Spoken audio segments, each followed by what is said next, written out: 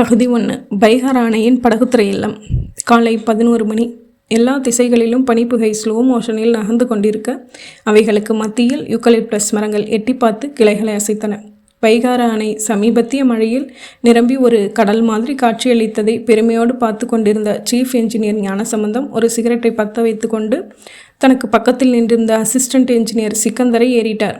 Sikandar sir, கடந்த 10 வருஷ காலத்தில் இந்த தடவை தான் அணை நிரம்பியிருக்கு. அப்படியே நின்றுக்கிட்டு 24 மணி நேரமும் பார்த்துக்கிட்டே இருக்கலாம் போல இருக்குது. சார், அணை நிரம்பி பார்க்க சந்தோஷமாக தான் இருக்குது. ஆனால் என்ன ஆனால்?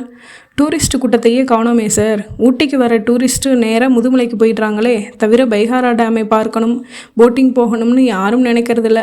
இது சீசன் டைம். போட் ஹவுஸில் கூட்டத்தை பார்த்தீங்களா சார்?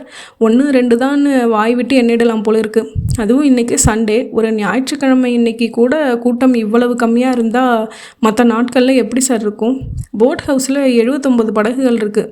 இன்றைக்கி காலையிலேருந்து 11 படகுகள் தான் வாடகைக்கு போயிருக்கு. பாக்கி 68 கரையில் தான் இருக்குது. டூரிஸ்ட்டுகளை வரவழைக்க நாம் ஏதாவது பண்ணியாகணும் சார். இல்லைனா போட் ஹவுஸை இழுத்து பூட்ட வேண்டியது தான். சீஃப் இன்ஜினியர் ஞானசம்பந்தம் தன் கையில் வைத்திருந்த பாதி சிகரெட்டை கீழே போட்டுவிட்டு பூட்ஸ் காலால் அணைத்து விட்டு சொன்னார். நானும் கடந்த 1 வருஷ காலத்தில் டூரிசம் சென்டருக்கு எவ்வளவோ லெட்டர் எழுதி பார்த்துட்டேன். அவங்கக்கிட்ட இருந்து எந்த ரெஸ்பான்ஸும் கிடையாது. அவங்கள பொறுத்த வரைக்கும் இது ஒரு டேம், அவ்வளவுதான். டூரிசம் சென்டராகவே அவங்க நினச்சி பார்க்குறதில்ல. சார், ஒரு யோசனை சொன்ன சிக்கந்தர் குரலை தாழ்த்தி கொண்டு தொடர்ந்தான். அடுத்த வாரம் கவர்னர் ஊட்டியில் ஓய்வெடுக்க வர்றார். 1 வாரம் தங்கி இருக்க போகிறார். அவரை நேர்லையே பார்த்து ஒரு மனு கொடுத்தா என்ன சார்? இதெல்லாம் கவர்னருக்கு சில்லறை விஷயம். நம்ம மனுவை கொண்டு போனால் கவர்னரோட பிஏ அதை வாங்கி போட்டுட்டு வாங்கன்னு ஒரு கும்பிடு போட்டுருவார். நம்ம வெளியே வர்றதுக்குள்ளே அந்த மனு குப்பை குடைக்குள்ளே போயிடும். வேறு என்ன சார் பண்ணுறது? இதை பார் சிக்கந்தர், நீயும் நானும் இங்கே இன்ஜினியர்ஸ். டேமை பராமரிக்கிற வேலை மட்டும்தான் நமக்கு. போட் ஹவுஸை பற்றி நாம் கவலைப்பட வேண்டியதில்லை. இருந்தாலும் மனசு கேட்கல சார். டேமில் பாருங்கள் சார், 4-5 படகு தான் தெரியுது. ஆற்றாமையோட சிக்கந்தர் சொல்லி கொண்டு இருக்கும்போதே அட்டெண்டர் பழனிசாமி உள்ளே வந்தான். சார், இருவரும் திரும்பி பார்த்தார்கள். என்ன? உங்களை பார்க்கறதுக்காக ஒரு பொண்ணு வந்திருக்கு சார். பொண்ணா? ஆமாம் சார். என்ன விஷயம்னு கேட்டியா? ஏதோ ஒரு பத்திரிகையிலேருந்து வருதான். இந்த டேமை பற்றி கட்டுரை எழுதணுமா, உங்ககிட்ட பேட்டியும் எடுக்கணுமா. உள்ளே அனுப்பட்டுமா சார்? சிக்கந்தர் ஞானசம்பந்தனை பார்த்து புன்னகைத்தான். சார், டேமை பற்றி நாம் பேசிகிட்டு இருந்த நேரம் ரொம்ப நல்ல நேரம்னு நினைக்கிறேன். இல்லைன்னா லாட்ரி அடித்த மாதிரி கை மேலே பலன் கிடைக்குமா? அந்த பொண்ணை வர சொல்லு பழனிசாமி. அப்படியே 3 டீ கொண்டு வந்துரு. பழனிசாமி தலையாட்டி விட்டு அறையை விட்டு வெளியேறிய அடுத்த நிமிஷம் அந்த பெண் உள்ளே நுழைந்தார். ஒரு லைஃப் சைஸ் ஐஸ்கிரீம் போல தளதளப்பாய் இருந்த அந்த பெண்ணுக்கு வயது 25லிருந்து 26க்குள் இருக்கலாம். நீள்வட்ட முகத்தில் கண்களும் உதடுகளும் முதல் பரிசு வாங்க போட்டி போடுவது தெரிந்தது. சந்தன நிற சுடிதார் அவளுடைய உடம்பின் எலுமிச்சை நிறத்தோடு ஒத்து போயிருந்தது. வலது தோள்பட்டையில் ஒரு நீளமான பையிலிருந்து ஸ்க்ரீன் பேடும் பேனாவும் எட்டி பார்த்தது. Good morning sir, I am Lakshana, press reporter. Gnanasambandan எதிலிருந்த நாற்காலிகளை காட்டிக்கொண்டே கேட்டார். எந்த பத்திரிகையுமா? அல்லி சார். சிக்கந்தர் முகத்தில் சிரிப்பு ஒட்டி கொண்டது. வாரம் 6 லட்சத்துக்கு மேலே விற்பனையாகிற பத்திரிகை ஆயிற்றே. லட்சண காலியாயிருந்த நாற்காலிகைக்கு சாய்ந்தாள். சார், அடுத்த வாரம் அல்லி பத்திரிகையால் சுற்றுலா சிறப்பிதழ்களாக வெளிவருது. மக்களுக்கு தெரிந்த சுற்றுலா தலங்களை பற்றி நாங்கள் எதுவுமே சொல்ல போகிறதில்ல. பிரபலம் அடையாத சுற்றுலா தலங்களை பற்றி சொல்கிறதுக்காகத்தான் இந்த சிறப்பிதழ்.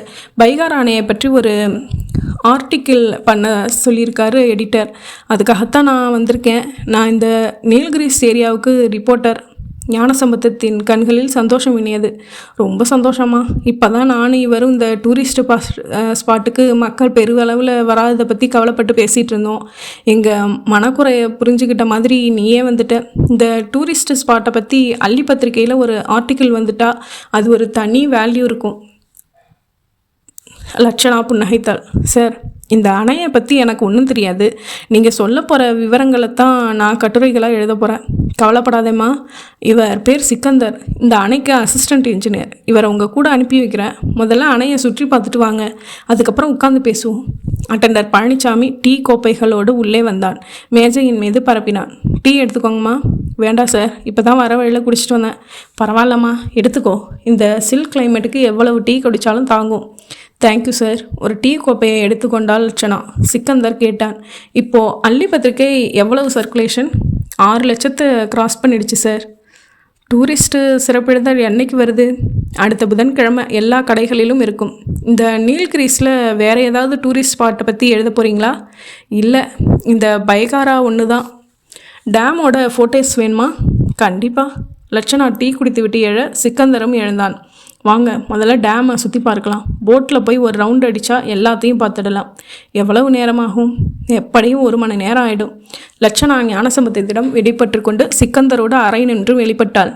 வெளியே காத்திருந்த ஐஸ் காற்று முகத்தில் மோதியது. கூடவே 11 மணி வெயிலும் லேசாய் சுட்டது. இருவரும் மெல்ல நடந்தார்கள். படகுத்துறைக்கு போகும் வழி சரிவாய் தெரிய 2 பக்கமும் கேரட் விற்கு சிறுவர்கள் வியாபாரம் இல்லாமல் சோர்வாய் ஸ்வெட்டருக்குள் உட்கார்ந்தார்கள். சிக்கந்தர் நடந்து கொண்டே தயக்க குரலில் கேட்டான். எக்ஸ்கியூஸ் மீ, நீங்கள் மிஸ்ஸா இல்லை மிஸ்ஸஸா? உங்களுக்கு எப்படி தெரியுது? மிஸ் மாதிரி. அதே தான். Native place? கோத்தகிரி. படகுத்துறையை சமீபித்தார்கள். மோட்டார் படகில் போகலாமா இல்லை துடுப்பு படகில் போயிடலாமா? 2 வேண்டாம், பெடலிங். ஓகே.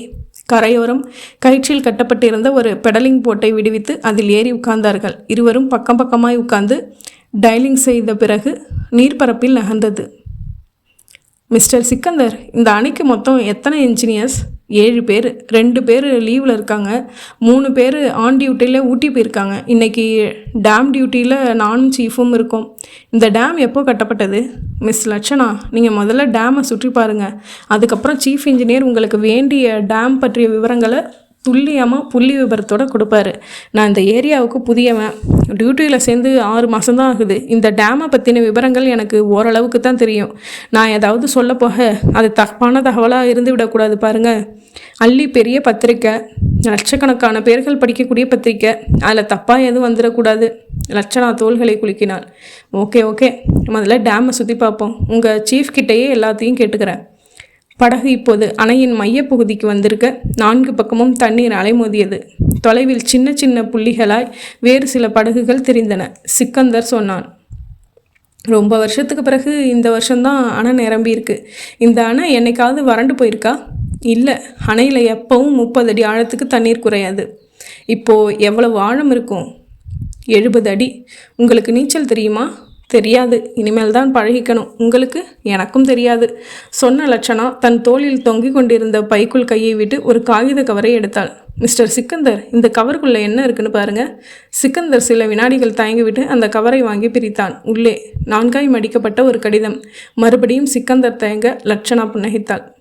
பிரிச்சு படிங்க. லெட்டரை பிரித்தாள். அதில் 4 வரிகள்.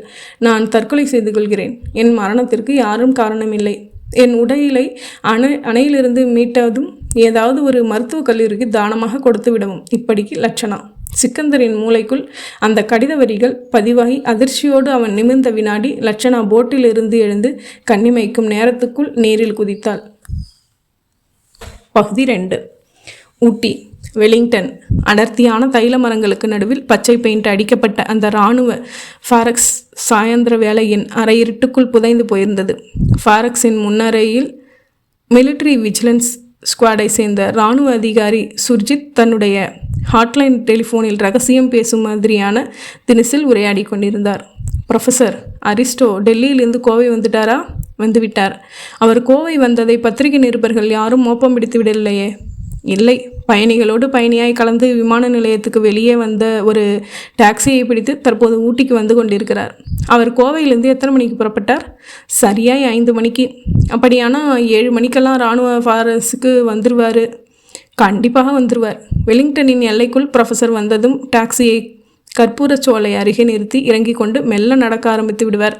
அதன் பிறகு அவரை இராணுவ ஃபாரன்ஸுக்கு பத்திரமாய் கூட்டி கொண்டு போவது உங்களுடைய பொறுப்பு. அதை நாங்கள் பார்த்துக்கொள்கிறோம். வேறு ஏதேனும் தகவல் உண்டா? உண்டு. என்ன? ப்ரொஃபஸர் அரிஸ்டோ டெல்லியிலிருந்து புறப்பட்ட விமானத்திலேயே சந்தேகத்திற்குரிய ஒரு நபரும் இருந்தான். அவனுடைய பெயர் ஆசிப் உஸ்மான் முஸ்லா.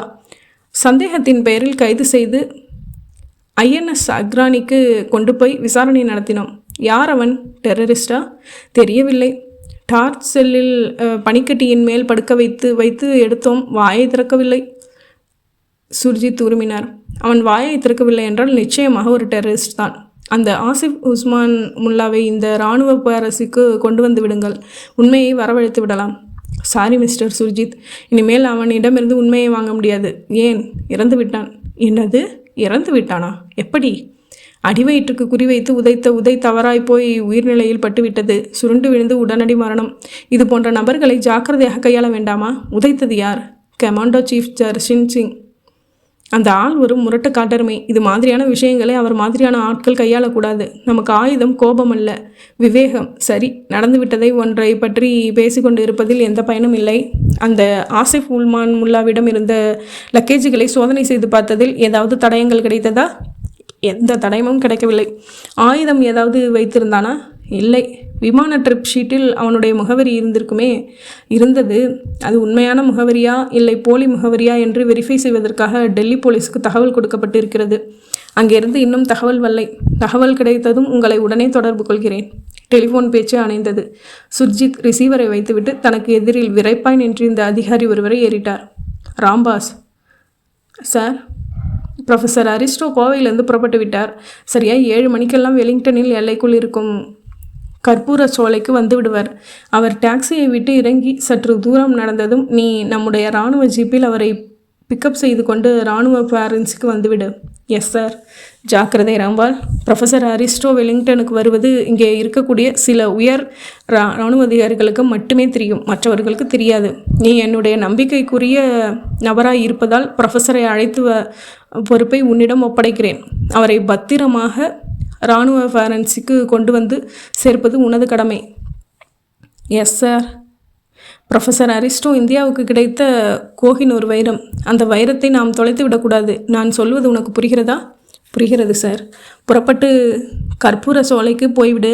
ஜீப் ஒரு மரத்துக்கு பின்னால் இருட்டில் நிற்கட்டும். தலையை செய்த ராம்பால் விரைத்த உடம்பை மறுபடி விரைப்பாக்கி ஒரு சல்யூட் அடித்துவிட்டு அறை நின்று வெளியேறினான்.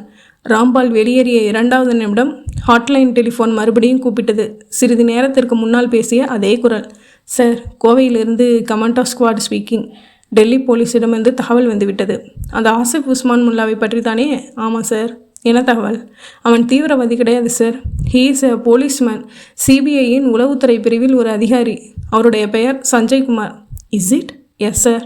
சிபிஐயின் உளவுத்துறை பிரிவில் இருக்கும் ஒரு அதிகாரி எதற்காக ஆசிஃப் உஸ்மான் முல்லாவை என்ற பெயரில் விமான பயணம் செய்ய வேண்டும்? புரியவில்லை சார். விசாரணையின் போதாவது அவர் நான் ஒரு போலீஸ் அதிகாரி என்கிற உண்மையை சொல்லியிருக்கலாமே.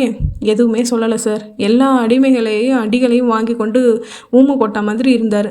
எதற்காக அந்த பிடிவாதம்? ஏதோ காரணம் இருக்க போய்த்தான் அந்த முரட்டு பிடிவாதம். இது சாதாரண விஷயமாக தெரியவில்லை. கொஞ்சம் கிளறி பார்க்க வேண்டும். கிளம்பர ஆரம்பித்து விட்டேன் சார். பகுதி 3. சிக்கந்தர் பதறிப்போய் லட்சணாவை பார்க்க அவள் நீருக்குள் விழுந்து 2 கைகளையும் உயர்த்தி மூச்சு காற்றுக்காக திணறி மெல்ல மெல்ல உள்ளே போய் கொண்டிருந்தாள். படகை வேகமாக நகர்த்தி அவளுக்கு பக்கத்தில் கொண்டு போய் நிறுத்தி கொண்டு அவளுடைய கூந்தலை எட்டி பிடிக்க முயன்றாள். கைக்கு கிடைக்கவில்லை. லட்சணாவின் உடல் இப்போது வேகமாக நீருக்குள் ஈடுபட்டது.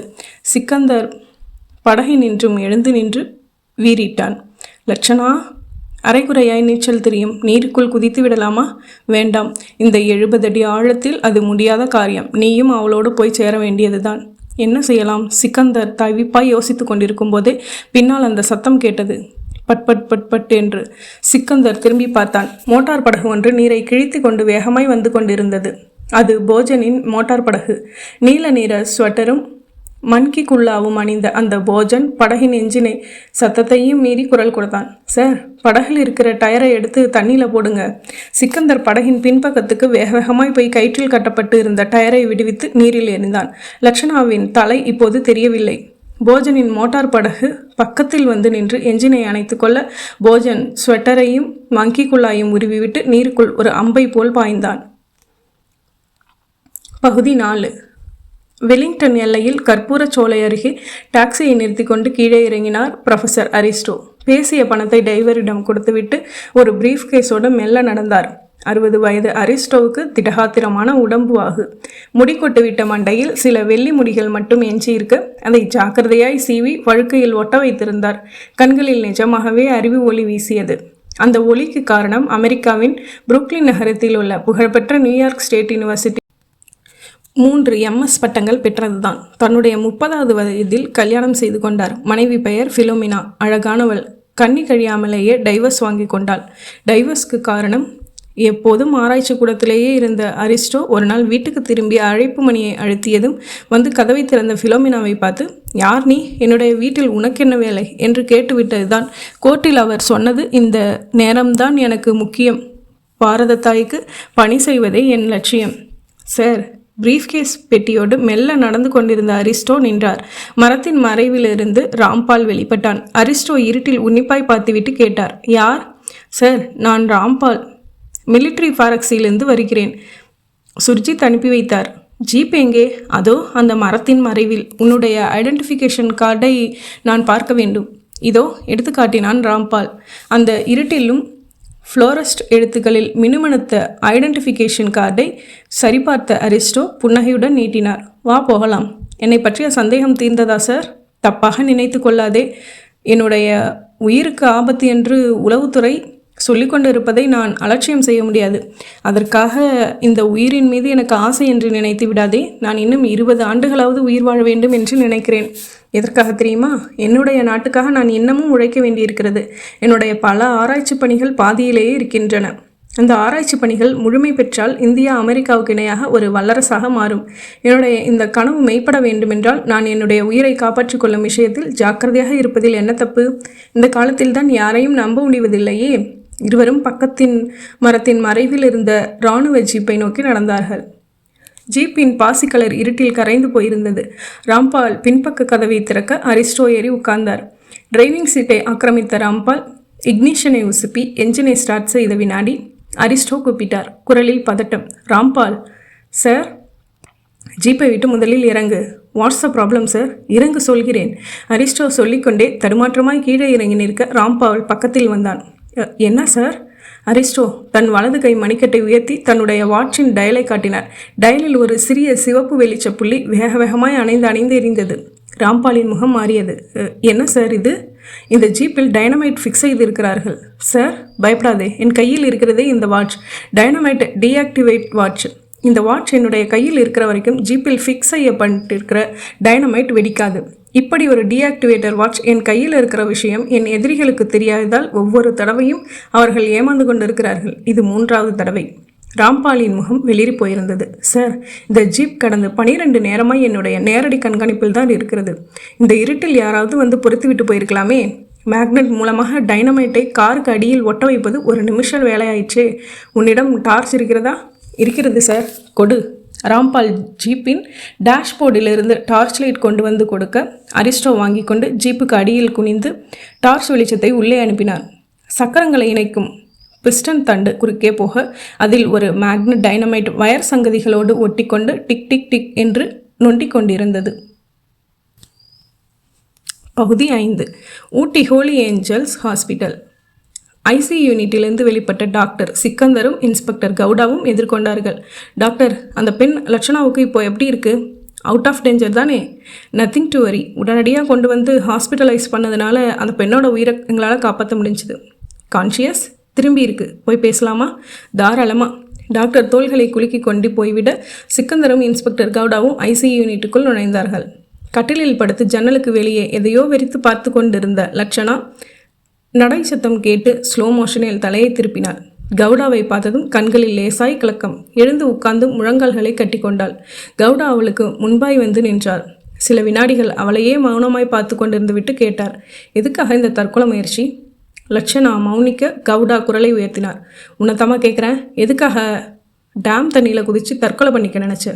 லட்சணா நிமிர்ந்தாள். எனக்கு வாழ பிடிக்கல, அதான் ஏன்னு கேட்குறேன். சாரி இன்ஸ்பெக்டர், என்னோட தற்கொலைக்கான காரணத்தை சொல்ல நான் விரும்பலை.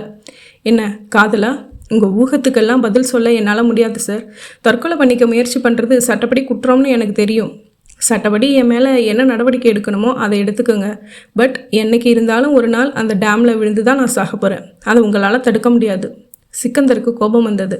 அந்த டேமில் தான் விழுந்து சாகணும்னு ஏதாவது வேண்டுதலா? லட்சணா மௌனமாக இருக்க சிக்கந்தர் தொடர்ந்தார். ப்ரெஸ் ரிப்போர்ட்டர்னு எதுக்காக போய் சொன்னேன்? படகை வாடகைக்கு எடுக்க என்கிட்ட பணம் கிடையாது. வச்சிருந்த பர்ஸ் காணாமல் போயிடுச்சு. அதனால தான் அப்படி ஒரு பொய்யை சொன்னேன். கவுடா அங்கிருந்து ஒரு நாற்காலியை இழுத்து போட்டுக்கொண்டு உட்கார்ந்தார். சரி, உன்னோட தற்கொலைக்கான காரணத்தை சொல்ல வேண்டாம், உன்னோட ஃபேமிலியை பற்றி சொல்லு. அவள் விரக்தியாக புன்னகைத்தாள். என்ன சிரிக்கிற? எனக்கு ஃபேமிலின்னு ஒன்று இருந்தால் தானே அதை பற்றி சொல்கிறதுக்கு. நான் ஒண்டிக்கட்டை. இன்னும் தெளிவாக சொல்லணும்னா அனாதை. அப்பா அம்மா யாருன்னே தெரியாது. கோத்தகிரியில் இருக்கிற ஃபர்ஸ்ட் அனாதை விடுதியில் வளர்ந்தேன். பெரியவளான படித்தேன். கைத்தொழில்கள் கற்றுக் கொடுத்தாங்க.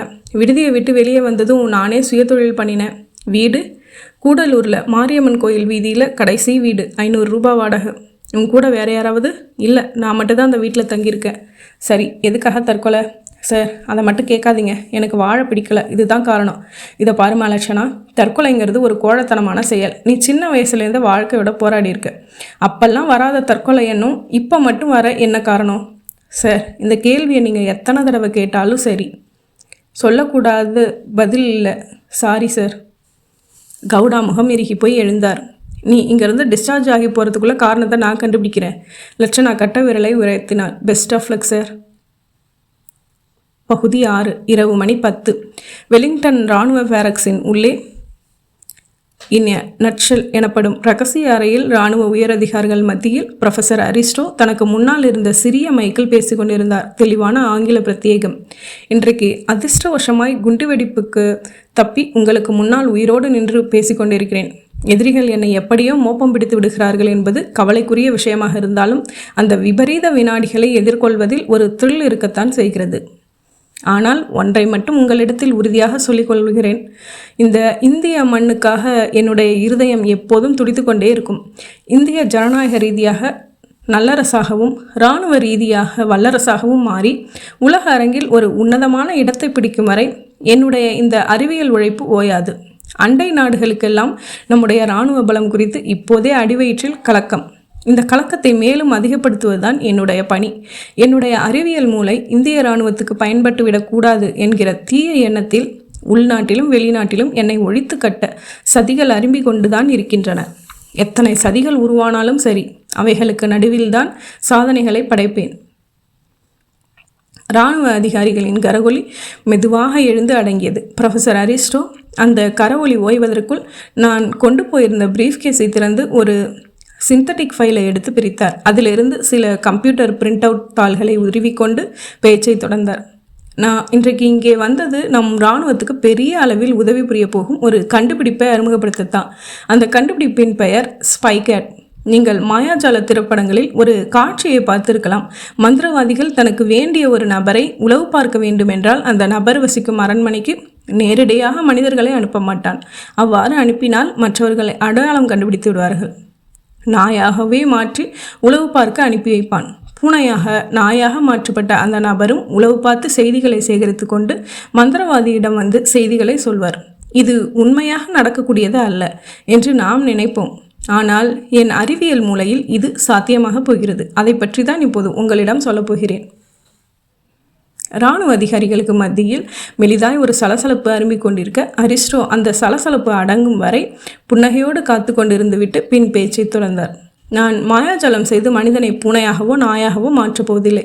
உண்மையாகவே ஒரு நாயையோ அல்லது பூனையையோ தான் எதிரிகளின் இராணுவ முகாம்களுக்கு உளவு பார்க்கவோ அல்லது அதை அனிமல் டைமனட்டாக உபயோகப்படுத்தப் போகிறேன்.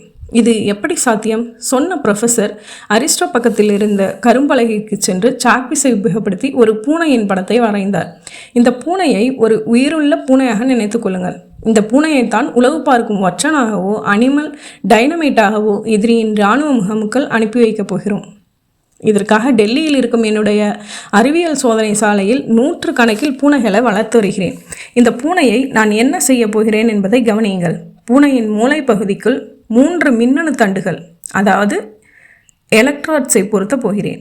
அந்த எலக்ட்ராட்ஸ் தண்டுகள் மூலமாக நாம் கட்டளைகள் அனுப்பினால் பூனை நாம் விரும்பிய திசையில் செல்லும். இதற்காக பூனையின் உடம்பில் ஒரு சிறிய உலோகப் பையை பொருத்தப்படுகிறது. இந்த பையில் ஒரு ரேடியோ ரிசீவர் மற்றும் மின் பேட்டரி இருக்கும். இந்த ரேடியோ ரிசீவருக்கு தூரத்திலிருந்து ஒரு லேப்டாப் மூலம் நம் இராணுவ ஃபாரக்ஸிலிருந்து கட்டளைகளை அனுப்பலாம். அந்த கட்டளைகளை ரேடியோ ரிசீவர் வாங்கி பூனையின் மூளைக்குள் உள்ள எலக்ட்ராஸ்களுக்கு அனுப்பி வைக்கும். லேப்டாப்பிலிருந்து பூனையை அது இயக்கும். அது இருக்கும் இடத்திலிருந்து வலது பக்கமோ அல்லது இடது பக்கமோ திருப்பி ஓடச் சொன்னால் அது ஓடும். எதிரிகள் இருக்கும் இடத்திற்கு பூனை போய் சேர்ந்ததும் அதை நாம் உளவு பார்க்கவோ அல்லது ரிமோட் கண்ட்ரோலை உபயோகப்படுத்தி அதை ஒரு டைனமைட்டாக வெடிக்க வைக்கவோ செய்யலாம். இந்த பூனைகள் உயிருள்ள பூனைகள் என்பது முக்கியம். இவை ரோபோட்டுகள் கிடையாது. ஒரு மனிதன் உளவு பார்க்கும் ஒற்றனாகவோ அல்லது மனித வெடியுண்டாகவோ அல்லது சுலபத்தில் எதிரிகளின் இராணுவ முகாம்களுக்கு நுழைந்துவிட முடியாது. ஆனால் பூனைகள் மிக புகை நுழையக்கூடிய அந்த முடியாத இடத்தில் கூட புகுந்துவிடும் திறமை கொண்டவை. பிராணிகளிடம் உள்ள திறமையை மனிதர்கள் பல வேலைகளுக்கு பயன்படுத்துகிறார்கள். நாயின் மோப்ப சக்தி திறமை போலீஸ் துறைக்கு பயன்படுகிறது. விண்வெளி ஆராய்ச்சிக்கு குரங்குகளை பயன்படுத்துகிறார்கள்.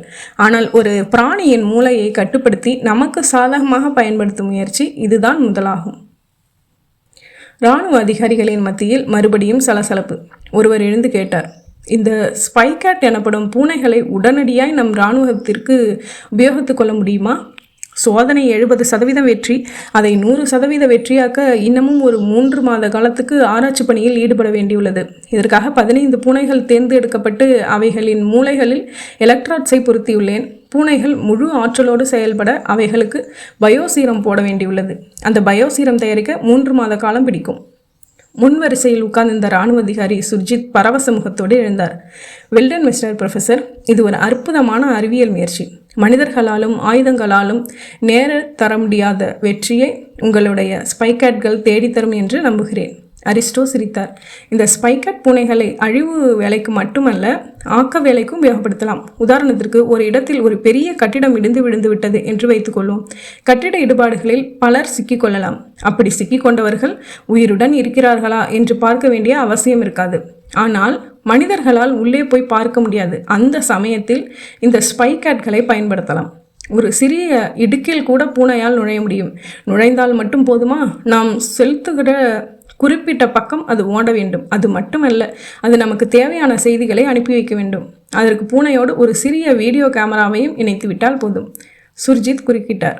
இந்த ஸ்பைகேட் பூனைகளை நம் நாட்டில் ஆக்க வேலைகளுக்கும் எதிரிகளின் நாட்டில் அழிவு வேலைக்கும் உபயோகப்படுத்திக் கொள்ளலாம் இல்லையா professor sir? Well set. Aristo பெரிய புன்னகையோடு சொல்லிய வினாடி அவருடைய கோட் பாக்கெட்டில் இருந்த செல்போன் மெலிதாய் முணுமுணுத்தது. எக்ஸ்கியூஸ் மீ சொன்னவர் செல்ஃபோனை எடுத்து இடது காதுக்கு ஊற்றினார். எஸ் சார், நான் சோஃபியா. ஒரு பெண் குரல். சோஃபியா அரிஸ்டோவின் லேபரட்டரியில் பணிபுரியும் பெண், அரிஸ்டோவின் பர்சனல் செக்ரட்டரி. சொல் சோஃபியா. கொஞ்சம் அதிர்ச்சியான செய்தி. என்ன? நாம் கஷ்டப்பட்டு பழக்கி வைத்திருந்த 15 ஸ்பைகேட் பூனைகளில் மூன்று இறந்துவிட்டது. என்னவாயிற்று? தெரியவில்லை. மற்ற 12 பூனைகள் இப்போதைக்கு ஆரோக்கியமாக உள்ளன. கவனமாக பார்த்துக்கொள். நான் ஊட்டியிலிருந்து திரும்ப எப்படியும் 4-5 நாட்களாகும் சோஃபியா. சார், என்ன? எனக்கு பயமாக இருக்கிறது. எதற்கு பயம்? மற்ற பூனைகளும் இறந்து விடுமோ என்று. பயப்படாதே. அதற்குள் பயோசீரம் தயாரித்து பூனைகளுக்கு இன்ஜெக்ஷன் செய்து விடலாம். பகுதி 7. மஃப்டி ட்ரெஸ்ஸில் இன்ஸ்பெக்டர் கவுடா பைக்கில் பயணித்து கூடலூர் மாரியம்மன் கோயில் வீதிகளுக்குள் நுழைந்தபோது குளிரையும் மீறிக்கொண்டு மத்தியான வெயில் பிடரியில் உரைத்தது. தெருவின் கோடியில் இருந்த வீட்டுக்கு முன்பாய் பைக்கை நிறுத்தினார். வீடு பூட்டி இருப்பதற்கு அடையாளமாய் ஒரு பூட்டு தொங்கிக் கொண்டிருந்தது. பக்கத்து வீட்டு வாசல் திண்ணையில் உட்கார்ந்து அரட்டை அடித்து கொண்டிருந்த 2 படுகரின பெண்களை நெருங்கினார். கேட்டார், இங்கே லட்சணான்னு இந்த வீடு தான். வீடு பூட்டியிருக்கே, வெளியே போயிருக்கலாம். எங்கே போயிருப்பாங்கன்னு சொல்ல முடியுமா? லட்சணாவுக்கு ஒயர் கூட பின்னி வீட்டுக்கு வீடு கொண்டு போய் சேல் பண்ணுற வேலை. எப்போ வருவாங்க? எப்படியும் சாயந்தரம் 6 மணி ஆகிடும். இந்த வீட்டுக்கு ஓனர் யார்? இந்த அம்மா தான். ஒரு பெண் இன்னொரு பெண்ணை காட்டினாள். கவுடா அந்த பெண்ணை ஏறிட்டார். லட்சணா இந்த வீட்டில் எத்தனை வருஷமாக குடியிருக்காங்க? 2 வருஷமா. வீட்டில் லட்சணா மட்டும்தானா, இல்லை வேற யாராவது இருக்காங்களா? லட்சணா மட்டும்தான். ஆமாம், நீங்கள் யார்? ஏதோ போலீஸ் மாதிரி விசாரணை பண்ணிகிட்டு இருக்கீங்க. போலீஸ் தான். அந்த அம்மாள் மிரண்டாள். திக்கித்த சில வினாடிகளுக்கு பின் பார்வைக்கு கேட்டாள். எதுக்காக லட்சணாவை தேடிட்டு வந்திருக்கீங்க? அவள் ஏதாவது தப்பு பண்ணிட்டாளா? தற்கொலை பண்ணிக்கிட்டு செத்து போக இருந்தா. இப்போது ஹாஸ்பிட்டலில் இருக்கா. தற்கொலைக்கான காரணத்தை கேட்டால் சொல்ல மாட்டேன்னு ஒரே பிடிவாதம். அதான் அக்கம்பக்க வீடுகளில் விசாரிச்சுட்டு போக வந்தேன். இன்ஸ்பெக்டர் கவுடா சொல்லவும் அந்த பெண்கள் இருவரும் திடுக்கிட்டு போய் ஒருவரை ஒருவர் பார்த்து கொண்டார்கள். லட்சணா தற்கொலை பண்ணிக்க முயற்சி செஞ்சாளா? பைகாரா டேமில் குதிச்சு. நீங்கள் சொல்கிறது ஆச்சரியமாக இருக்குது. லட்சணா ரொம்பவும் தைரியசாலியான பொண்ணு. தற்கொலை பண்ணிக்கிற அளவுக்கு கோழை கிடையாது. கவுடா கையமத்தினார். இதோ பாருங்கம்மா, இந்த காலத்தில் யாருக்கு தற்கொலை எண்ணம் வரும், யாருக்கு வராதுன்னு சொல்ல முடியாது. இந்த வீட்டுக்கு சாவி இருக்கா? சாவி லட்சணா கிட்ட தான் இருக்குது. அவகிட்ட சாவி இல்லை, காணாமல் போயிடுச்சுன்னு சொன்னான். இந்த பூட்டுக்கு டூப்ளிகேட் சாவி என்கிட்ட இல்லையே. பரவாயில்ல சொன்ன கவுடா தன் பேண்ட் பாக்கெட்டுக்குள் கையை நுழைத்து மாஸ்டர் கீ பஞ்ச் ஒன்றை எடுத்துக்கொண்டு பூட்டை நோக்கி போனார். பூட்டுக்கு ஒவ்வொரு சாவியை கொடுத்து நெம்பினார். ஒரு 5 நிமிஷ போராட்டத்துக்கு பின் ஒரு சாவியின் நெம்பலுக்கு பூட்டு கழன்று கதவை தள்ளினார். உள்ளே நுழைந்தார்.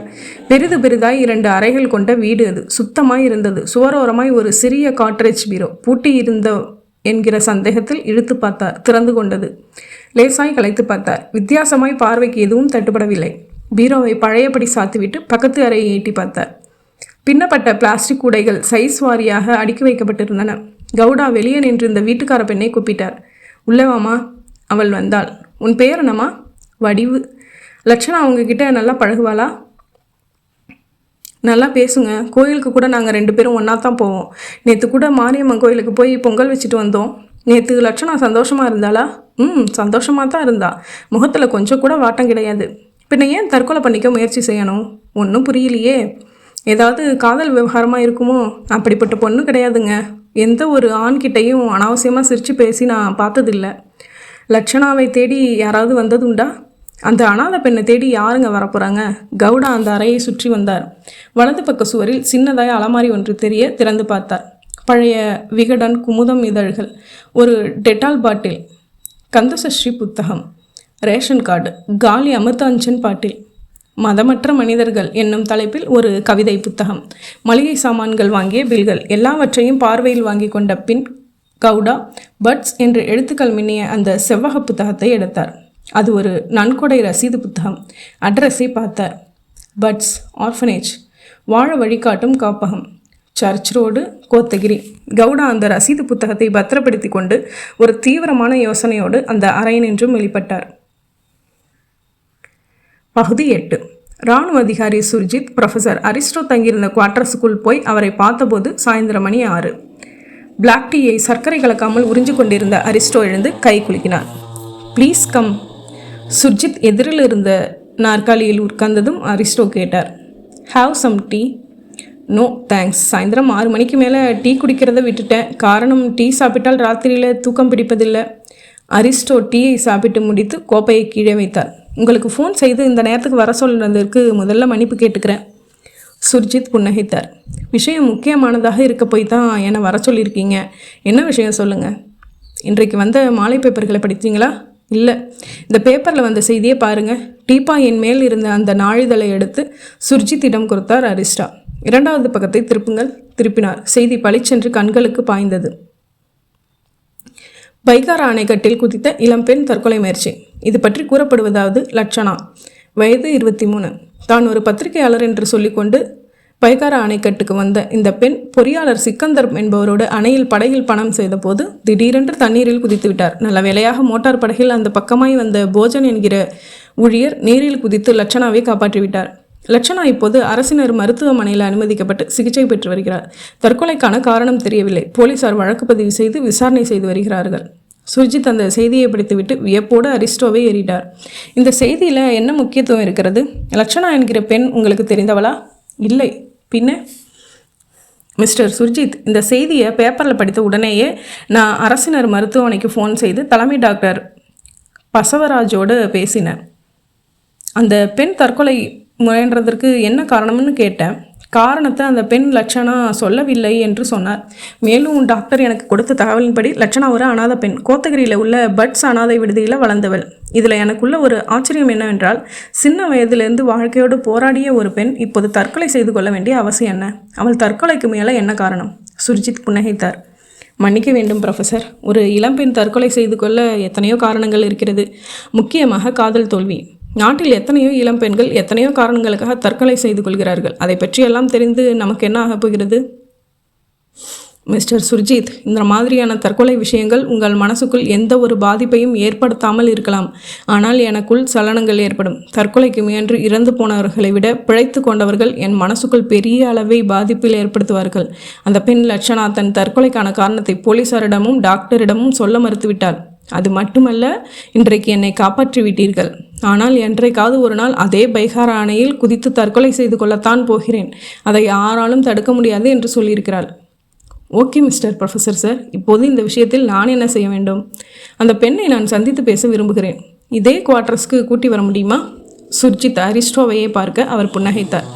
இது எனக்கு தேவையா என்று நீங்கள் யோசிப்பது எனக்கு புரிகிறது. ஆனால் எனக்கு தேவையான ஒன்று தான். Will you help me? Certainly. நீங்கள் ரிக்வஸ்ட் செய்து கேட்கிற அளவுக்கு இது ஒன்றும் பெரிய உதவி கிடையாது. அந்த பெண் லட்சணாவை உடனே பார்க்க விரும்புகிறீர்கள்? இல்லை, நாளை காலை. எந்த நேரமாக இருந்தாலும் பரவாயில்லை. I will make necessary arrangements. Thank you. பகுதி 9. கோத்தகிரி பர்ட்ஸ் ஆர்ஃபனேஜ் என்ற ஆங்கிலத்திலும் திக்கற்றோர் காப்பகம் என்று தமிழிலும் எழுதப்பட்ட பெயர் பலகை பெயிண்ட் உதிர்ந்து ஒரு பக்கம் சாய்ந்து தெரிய, எந்த காலத்திலோ கட்டப்பட்ட அந்த விடுதி அஸ்பெட்டாஸ் கூரைகளோடு அறத பழசாய் இருந்தது.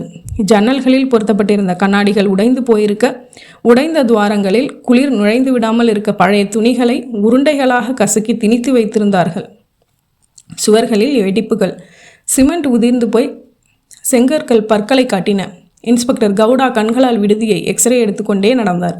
இந்த குற்ற சுவர்களுக்கு பெயரா விடுதி? குப்பை பக்கெட்டோடு ஒரு பெண் எதிர்பட்டாள். கேட்டாள், யாருங்க வேணும்? இந்த விடுதிக்கு யார் இன்சார்ஜ்? மரகதம்மாள். பார்க்கணும். எங்கே இருக்காங்க? அதோ அந்த ரூமில். டொனேஷன் கொடுக்க வந்தீங்களா? ஒரு கணம் திகைத்த கவுடா மறுகணம் இயல்புக்கு வந்து ஆமாம் என்று தலையாட்டி விட்டு அந்த பெண் காட்டிய முதல் ரூமை நோக்கி நடந்தார். தரை குண்டும் குழியுமாய் நடக்கும்போது கால்களை இடறிவிட நினைத்த இடமெல்லாம் களைகள் முளைத்து இருந்தன. ஆஸ்பெட்டாஸ் சீட் ஒன்று அபாயகரமான நிலையில் தொங்கிக் கொண்டிருந்த அந்த முதல் அறைக்கு முன்பாய் நின்று உள்ளே எட்டி பார்த்தார். சர்க்கரை நாற்காலியில் அந்த அம்மாள் தெரிந்தாள். 60 வயது இருக்கலாம். நீல நீர கதர் சேலைக்குள் மெலிந்த தேகம் சிரமப்பட்டு இருந்தது. தீட்சண்மாய் கண்கள். 2 புருவங்களுக்கும் நடுவில் ஒரு குங்கும பொட்டு பிசிறில்லாமல் இடம் பிடித்திருந்தது. கவுடா குரல் கொடுத்தார். வணக்கம்மா. மரகதம்மாள் நிமிர்ந்தாள். பார்வையில் குழப்பம் பரவ கைகளை குவித்தாள். வணக்கம். உள்ளே வந்தார் கவுடா. தன்னை அறிமுகப்படுத்தி கொண்டதும் மரகதம்மாள் திகைப்போடு தனக்கு முன்பாய் இருந்த நாற்காலியை காட்டினார். உட்காருங்க. என்ன விஷயம்? கவுடா உட்கார்ந்து கொண்டு பேச்சை ஆரம்பித்தார். லட்சணாவை பற்றி கொஞ்சம் பேசணும். லட்சணா? இந்த விடுதியில் வளர்ந்த பொண்ணு தானே அது? ஆமாம். அந்த பொண்ணுக்கு என்ன? தற்கொலை பண்ணிக்க பைகாரா டேமுக்குள்ளே குதிச்சிட்டா. நல்ல வேலையாக போட்மேன் ஒருத்தர் பார்த்து காப்பாற்றிட்டார். இப்போ அவள் ஹாஸ்பிட்டலில் இருக்கா. மரகதம்மாளின் முகம் அதிர்ச்சிக்குள்ளாகி உடம்பு ஒரு நடுக்கத்துக்கு உட்பட்டது. லட்சணா தற்கொலை பண்ணிக்க இருந்தாளா? தற்கொலை பண்ணிக்கிற அளவுக்கு என்ன மன கஷ்டம் அவளுக்கு? காரணத்தை அவள் சொல்லலை. எப்படி கேட்டும் சொல்லலை. உங்களுக்கு ஏதாவது காரணம் தெரியுமான்னு கேட்டுட்டு போகத்தான் வந்தேன். எனக்கு எப்படி தெரியும்? லட்சணா இப்போது இந்த விடுதியில் இல்லை. அவள் தனியாக கூடலூரில் வீடு எடுத்து தங்கி வயர்கூட பின்னி வாழ்க்கையை நடத்திட்டுருக்கா. மாதத்தில் ஒரு நாள் கோத்தகிரிக்கு வந்து என்னை பார்த்துட்டு போவா. ஃப்ரூட்ஸும் ஸ்வீட்ஸும் வாங்கிட்டு வந்து எல்லா குழந்தைகளுக்கும் கொடுப்பா. கடைசியாக லட்சணா எப்போ இங்கே வந்தா? 15 நாளைக்கு முன்னாடி. வரும்போது சந்தோஷமாக இருந்தாளா? இல்லை. அவகிட்ட நான் ஒரு நன்கொடை ரசீது புக்கு கொடுத்து பணம் வசூல் பண்ண சொல்லியிருந்தேன். ₹1 கூட வசூலாகலைன்னு புலம்பிட்டு இருந்தா. பரவாயில்ல விடுன்னு நான் தான் ஆறுதல் சொல்லி அனுப்பி வச்சேன். எதுக்காக நன்கொடை வசூல்? அறதப்பழசான இந்த விடுதி கட்டிடத்தை இடிச்சிட்டு புதுசாக ஒரு விடுதியை கட்டத்தான். மொத்தம் ₹10 லட்சம் எஸ்டிமேஷன். இது வரைக்கும் ₹1 லட்சம் கூட வசூலாகலை. போகிற இடத்துல எல்லாமே தயவுதாட்சணியம் பார்க்காம இல்லைன்னு சொல்லி 2 கையும் விரிச்சிட்டாங்க. இதில் லட்சணா ரொம்பவே அப்செட். இனிமேல் மனிதாபிமானத்தை கையில் லென்ஸ் வச்சுட்டு தான் தேடணும்னு புலம்பிட்டு இருந்தா. இந்த ரசீது புத்தகம் தானே? கவுடா லட்சணா வீட்டில் எடுத்த நன்கொடை புத்தகத்தை எடுத்து காட்டினார். ஆமாம், இதுதான். பணம் வசூல் பண்ண முடியலைங்கிற காரணத்துக்காக லட்சணா மனம் வெறுத்து போய் தற்கொலை என்கிற முடிவுக்கு போயிருப்பாளா? அது ஒரு சரியான காரணமாக என்னோட மனசுக்கு படலை. அவள் அந்த விபரீத முடிவுக்கு போக வேறு ஏதோ காரணம் இருக்குது. நீங்கள் கொஞ்சம் இதமாக கேட்டு பாருங்களேன். கேட்டு பார்த்துட்டோம். எல்லா வகையிலையும் கேட்டு பார்த்துட்டோம். லட்சணா சொல்கிற ஒரே பதில் எனக்கு இந்த உலகத்தில் வாழ பிடிக்கல என்கிற வாக்கியம்தான். சரி, லட்சணாவை என் கூட டெலிஃபோனில் பேச சொல்லுங்கள். நான் அவகிட்ட கேட்டு பார்க்குறேன். ரொம்ப நன்றிங்கம்மா சொன்ன கவுடா மெல்லிய குரலில் கேட்டார். இந்த பட்ஸ் விடுதியில் மொத்தம் எத்தனை பேர் இருக்காங்கம்மா? 2 வருஷத்துக்கு முந்தியெல்லாம் 300 பேர் வரைக்கும் இருந்தாங்க. இப்போது நிதி வசதி இல்லாதால் பாதி பேரை வேறு விடுதிகளுக்கு அனுப்பிச்சிட்டோம். விடுதி கட்டிடம் வேறு மோசமாக இருக்குது. 2 பெரிய மழை தொடர்ந்த மாதிரி அடித்தா கட்டிடம் திக்குமுக்காடி நிற்கிது. கட்டிடத்தோட நிலைமையை பற்றி கவர்மெண்ட்டுக்கு எழுதி போட்டிங்களா? வார்டு கவுன்சிலர்லேருந்து ஜனாதிபதி வரைக்கும் கோரிக்கை மனு கொடுத்து பார்த்துட்டேன். ஒரு பதிலும் கிடையாது. களைச்சி போயிட்டேன். நான் உயிரோடு இருக்கிற வரைக்கும் நான் இந்த விடுதி இருக்கும். அதுக்கப்புறம் இது வெறும் குட்டிச்சுவர் தான். கவலைப்படாதீங்கம்மா. உங்கள் நல்ல மனசுக்கு எல்லாமே நல்லபடியாக நடக்கும். நான் லட்சணாவை டெலிஃபோனில் பேச சொல்கிறேன். நீங்கள் காரணத்தை கேளுங்க. மரகதம்மாளிடம் விடை பெற்று கொண்டு வெளியே வந்தார் கவுடா. 20 அடி தூரம் நடந்திருப்பார். பின்பக்கம் அந்த குரல் கேட்டது. பெண் குரல். சார், திரும்பினார். மரத்துக்கு பின்னால் அந்த இளம் பெண் தெரிந்தாள். விடுதியைச் சேர்ந்த பெண் என்பது கட்டியிருந்த நீல நிற கதர் சேலையிலேயே தெரிந்தது. கவுடா அவளை நோக்கி போனார். என்னம்மா? சார், என் பேர் புனிதா. இந்த விடுதியில் தான் இருக்கேன். நீங்கள் லட்சணா பற்றி அம்மா கிட்ட பேசிகிட்டு இருந்ததை கேட்டேன். லட்சணா எதுக்காக தற்கொலை பண்ணிக்க முயற்சி செஞ்சா? இதுதானே உங்கள் சந்தேகம்? ஆமாம், உங்கள் சந்தேகத்துக்கு விட என்கிட்ட இருக்குது சார். பகுதி 10. செல்ஃபோன் கனைத்ததுமே படித்து கொண்டிருந்த என்சைக்ளோபீடியாவை மூடி வைத்துவிட்டு ஹேண்ட்செட்டை எடுத்து காதுக்கு பொருத்தினார் அரிஸ்டோ. ஹலோ, மறுமுனையில் சுர்ஜித் கேட்டார். இப்போது நீங்கள் ஃப்ரீயா மிஸ்டர் ப்ரொஃபஸர்? ஃப்ரீ தான். ஏன்? அந்த பெண் லட்சணாவோடு பேச வேண்டும் என்று சொன்னீர்களே, இப்போது கூட்டிக் கொண்டு வரலாமா? தாராளமாய். இன்னும் அரை மணி நேரத்துக்குள் அங்கே இருப்போம். வாருங்கள். ப்ரொஃபஸர் அரிஸ்டோ செல்ஃபோனை அணைத்து டீப்பாயின் மேல் வைத்துவிட்டு என்சைக்ளோபீடியாவை புரட்டியபடி காத்திருக்க அடுத்த 25வது நிமிடம் சுர்ஜித் லட்சணாவோடு வந்து சேர்ந்தார். Professor, she is Lakshana. Aristo அவளை பார்த்தார். சிரிப்பில்லாத முகம், கண்களில் உறைந்துவிட்ட துக்கம். உட்காருமா. அவர் கொடுத்த பொம்மை மாதிரி உட்கார்ந்தார். சுவாரஸ்யம் இல்லாமல் அவள் ப்ரொஃபஸரை பார்க்க அவர் சுர்ஜித்தை ஏறிட்டார். நான் லட்சணாவிடம் கொஞ்சம் தனியாக பேச வேண்டும். பை ஆல் மீன்ஸ் நீங்கள் லட்சணாவிடம் பேசுங்கள். நான் 1 மணி நேரம் கழித்து வருகிறேன். சுர்ஜித் சொல்லி நகர்ந்து வெளியேறிவிட அரிஸ்டோ எழுந்து போய் கதவை சாத்திவிட்டு வந்தார். லட்சணாவிற்கு எதிரில் உட்கார்ந்தார். கேட்டார். என்னை பற்றி நீ கேள்விப்பட்டிருக்கியாமா? கொஞ்சம் என்றாள் லட்சணா. கொஞ்சம்னா எந்த அளவுக்கு? பேப்பரில் புக்கில் உங்கள் பேரை பார்த்துருக்கேன். போன வருஷம் உங்களுக்கு பத்மவிபூஷன் விருது கொடுக்கப்பட்டது டிவியில் காட்டினாங்க. பார்க்க அழகாக இருக்க, கொஞ்சம் புத்திசாலித்தனமாகவும் தெரிகிற. உன்னோட மனசில் எதுக்காக அந்த தற்கொலை எண்ணம்? இதுக்காகத்தான் என்னை கூப்பிட்டீங்களா ப்ரொஃபஸர் சார்? ஆமாங்கிறது உங்கள் பதிலாக இருந்தால் இன்றைக்கு முழுவதும் நீங்கள் கேட்டுக்கிட்டே இருந்தாலும் என்கிட்டேருந்து பதில் கிடைக்காது. உனக்கு பிரியம் இல்லைன்னா சொல்ல வேண்டாம். அதுக்காக நான் உன்னை கம்பல் பண்ண போகிறதும் இல்லை. நான் உங்ககிட்ட பேச விரும்புகிறது வேற ஒரு விஷயத்துக்காக. என்ன என்பது போல் பார்த்தால் லட்சணா. அரிஸ்டோ திறந்தார். நீ பைக்கரா டேமில் விழுந்து தற்கொலை பண்ணிக்க போன. ஆனால் தண்ணியில் விழுந்து உன்னை காப்பாற்றிட்டாங்க. நீ ஹாஸ்பிட்டல்லேருந்து டிஸ்சார்ஜ் ஆகி வெளியே போனதும் மறுபடியும் அதே பைக்காரா டேமில் விழுந்து தற்கொலை பண்ணிக்க போகிறதா சொல்லியிருக்க. நீ போலீஸ்கிட்ட அப்படி சொன்னது உண்மையா? உண்மைதான். என்னோட மரணம் நிச்சயிக்கப்பட்ட ஒன்று. அதை போலீஸ் இப்போதைக்கு நிறுத்தி வைக்கலாம், பட் எப்போவுமே நிறுத்தி வைக்க முடியாது. ஸோ நீ செத்து போகிறது உறுதி. கண்டிப்பாக. மனசை மாற்றிக்கிற எண்ணமே கிடையாது. நிச்சயமாக கிடையாது. டேமில் விழுந்து விட போகிற உயிரை ஒரு பயனுள்ள விஷயத்துக்காக நீ விட்டா என்ன? பயனுள்ள விஷயத்துக்காகவா? ஆமாம், நான் ஒரு ப்ரொஃபஸர், ஆராய்ச்சியாளன் என்கிற விஷயம் உனக்கு தெரியும். என்னோட டெல்லி சோதனை சாலையில் எத்தனையோ ஆராய்ச்சிகள் நடந்துட்டுருக்கு. அந்த ஆராய்ச்சிகளுக்கெல்லாம் எல்லா முயல்களையும் எலிகளையும் மட்டுமே பயன்படுத்தி வந்திருக்கேன். என்னோட ஒரு முக்கியமான ஆராய்ச்சிக்கு மனித உயிர் ஒன்று வேண்டியிருக்கு. அந்த ஆராய்ச்சி மட்டும் வெற்றி அடைஞ்சிட்டா நம்முடைய இந்திய இராணுவத்துக்கு எவ்வளவோ உதவியாக இருக்கும். லட்சணாவின் விழிகள் விரிந்தன. இந்திய இராணுவத்துக்கு உதவியாக இருக்குமா? அப்படி என்ன ஆராய்ச்சி? அதை உங்ககிட்ட இப்போது சொல்ல முடியாது. நீ உன்னோட உயிரை என்னோட ஆராய்ச்சிக்கு உதவியாக கொடுக்க சம்மதிச்சிட்டா மட்டுமே அதை பற்றி உங்ககிட்ட சொல்ல முடியும். லட்சணா வெறுமையாய் புன்னகைத்தாள். எப்படியோ போக போகிற உயிர் உங்கள் ஆராய்ச்சிக்கு உதவியாக இருக்கும்னா அது எனக்கு சந்தோஷம்தான். என்னோட உயிரை உங்கள் ஆராய்ச்சிக்கு தாராளமாக உபயோகப்படுத்திக்கலாம் ப்ரொஃபஸர் சார். நல்லா யோசனை பண்ணி சொல்லு. இந்த ஆராய்ச்சி ஒரு நெருப்பு வளைய மாதிரி. உயிர் பிரியறதுக்குள்ளே உடம்பு நிறைய இம்சைகளை அனுபவிக்க வேண்டியிருக்கும். ப்ரொஃபஸர் சார், உங்கள் ஆராய்ச்சியே நெருப்புன்னு சொன்னீங்க. எத்தனையோ இம்சைகளை தாங்கிய உடம்பு இது. எந்த ஒரு நெருப்புக்கும் பயப்படாது. என்னை பொறுத்த வரைக்கும் உங்கள் ஆராய்ச்சி எனக்கும் தித்திக்கும் தீ. நான் இன்றைக்கே உங்கள் கூட டெல்லி புறப்பட தயாராக இருக்கேன். அப்புறம் பேச்சு மரமாட்டியே, ஒரு ஸ்டாம்ப் பேப்பரில் எழுதி கொடுக்கட்டுமா? ப்ரொஃபஸர் சிரித்தார். லட்சணா, உங்ககிட்டேருந்து இப்படி ஒரு ஒத்துழைப்பு கிடைக்கும்னு நான் கொஞ்சம் கூட எதிர்பார்க்கல.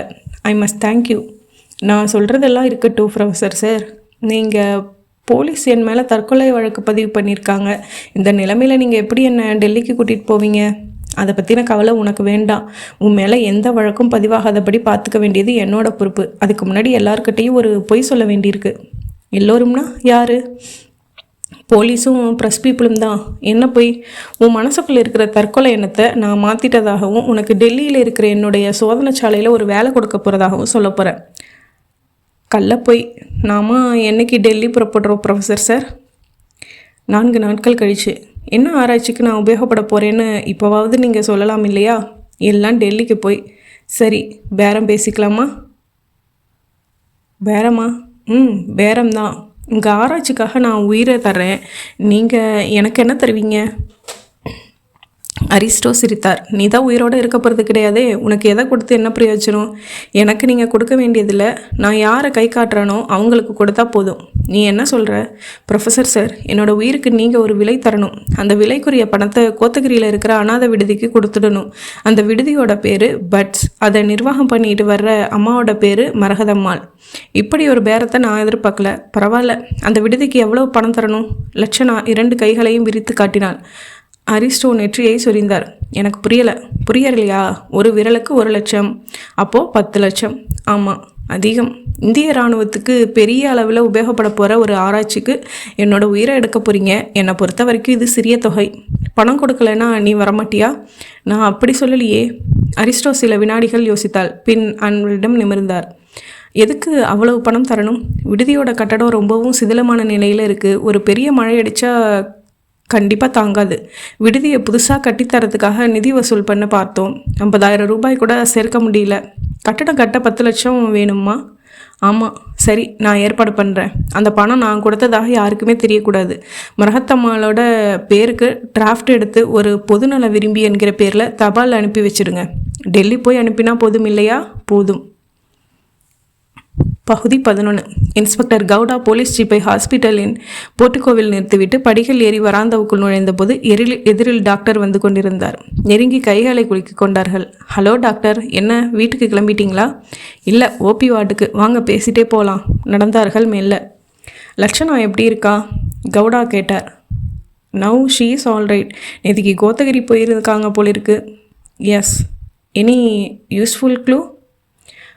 லட்சணாவோட தற்கொலை முயற்சிக்கான காரணம் தெரிஞ்சது. நடந்து கொண்டு இருந்த டாக்டர் நின்றார். வியப்பில் புருவங்கள் மெல்ல உயர்ந்தன. என்ன காரணம்?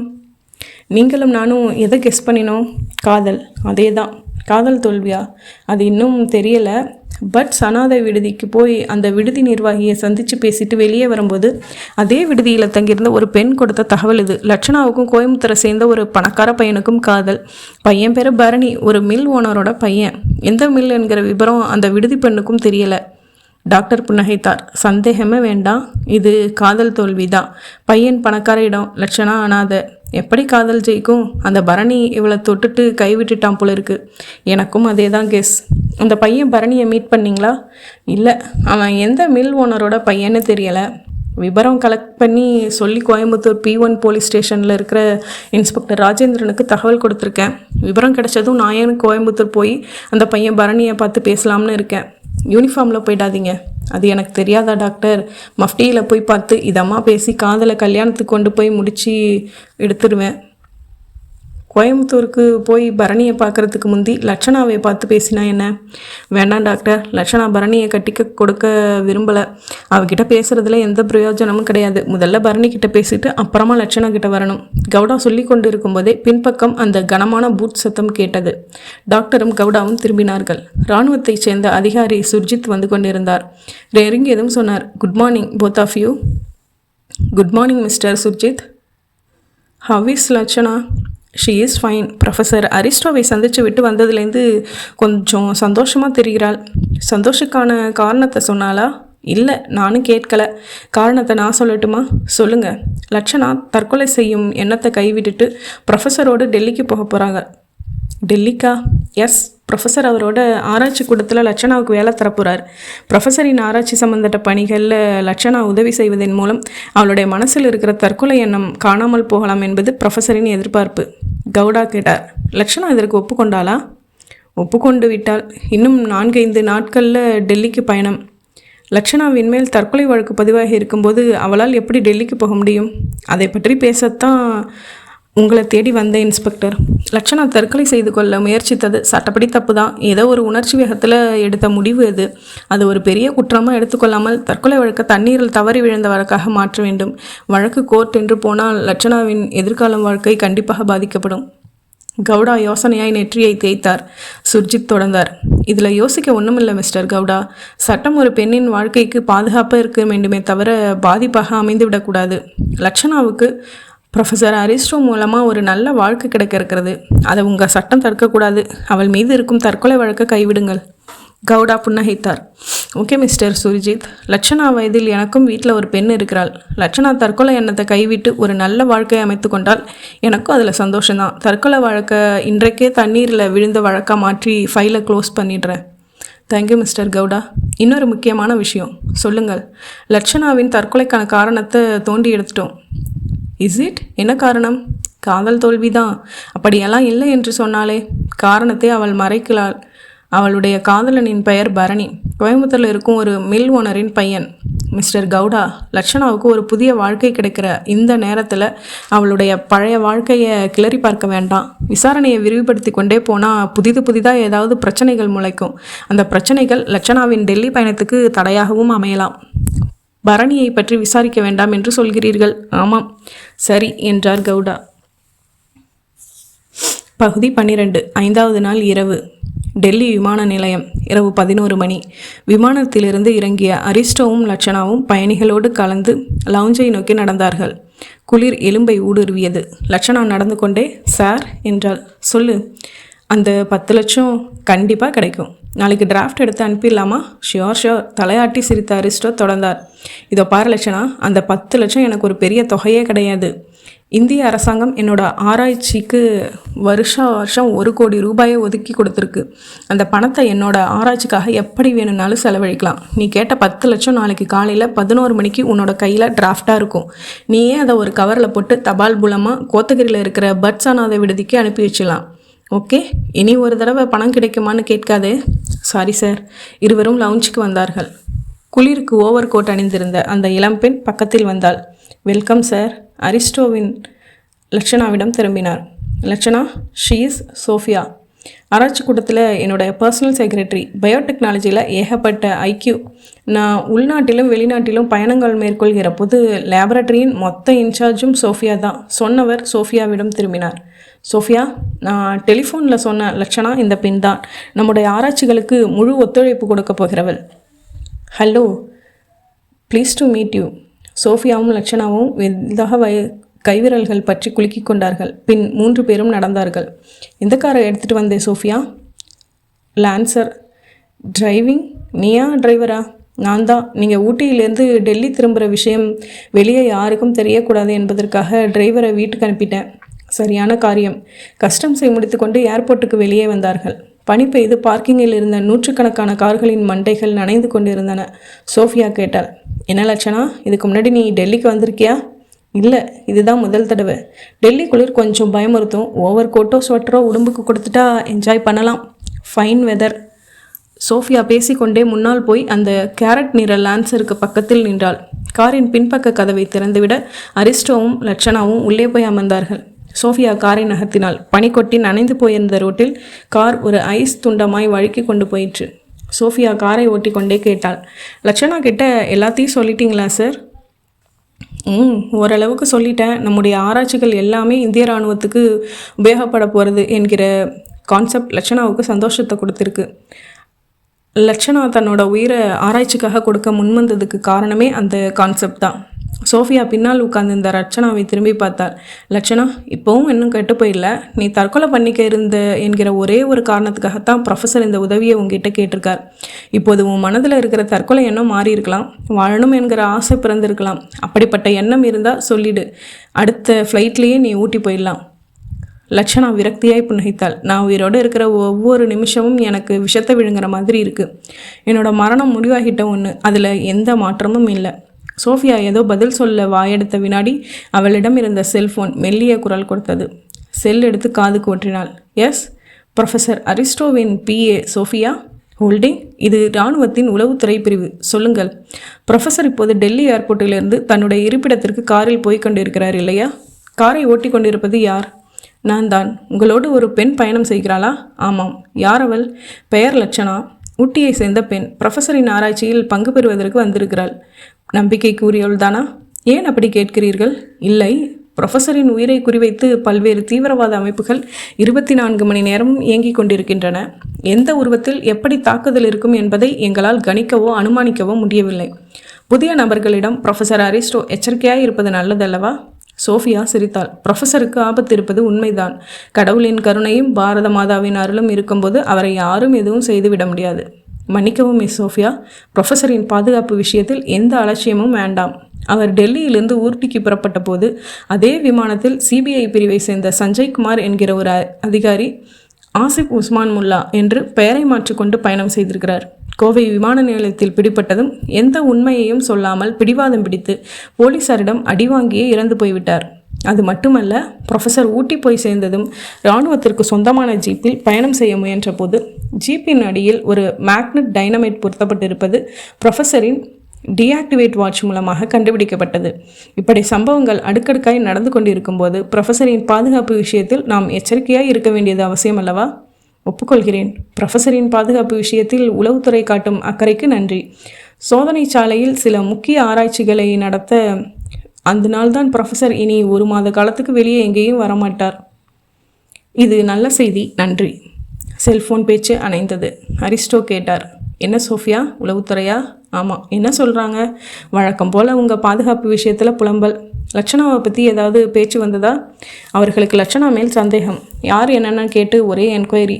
அது அவங்க டியூட்டி, தப்பு சொல்ல முடியாது. லட்சணா ப்ரொஃபஸரை கொஞ்சம் கவலையாய் பார்த்தாள்.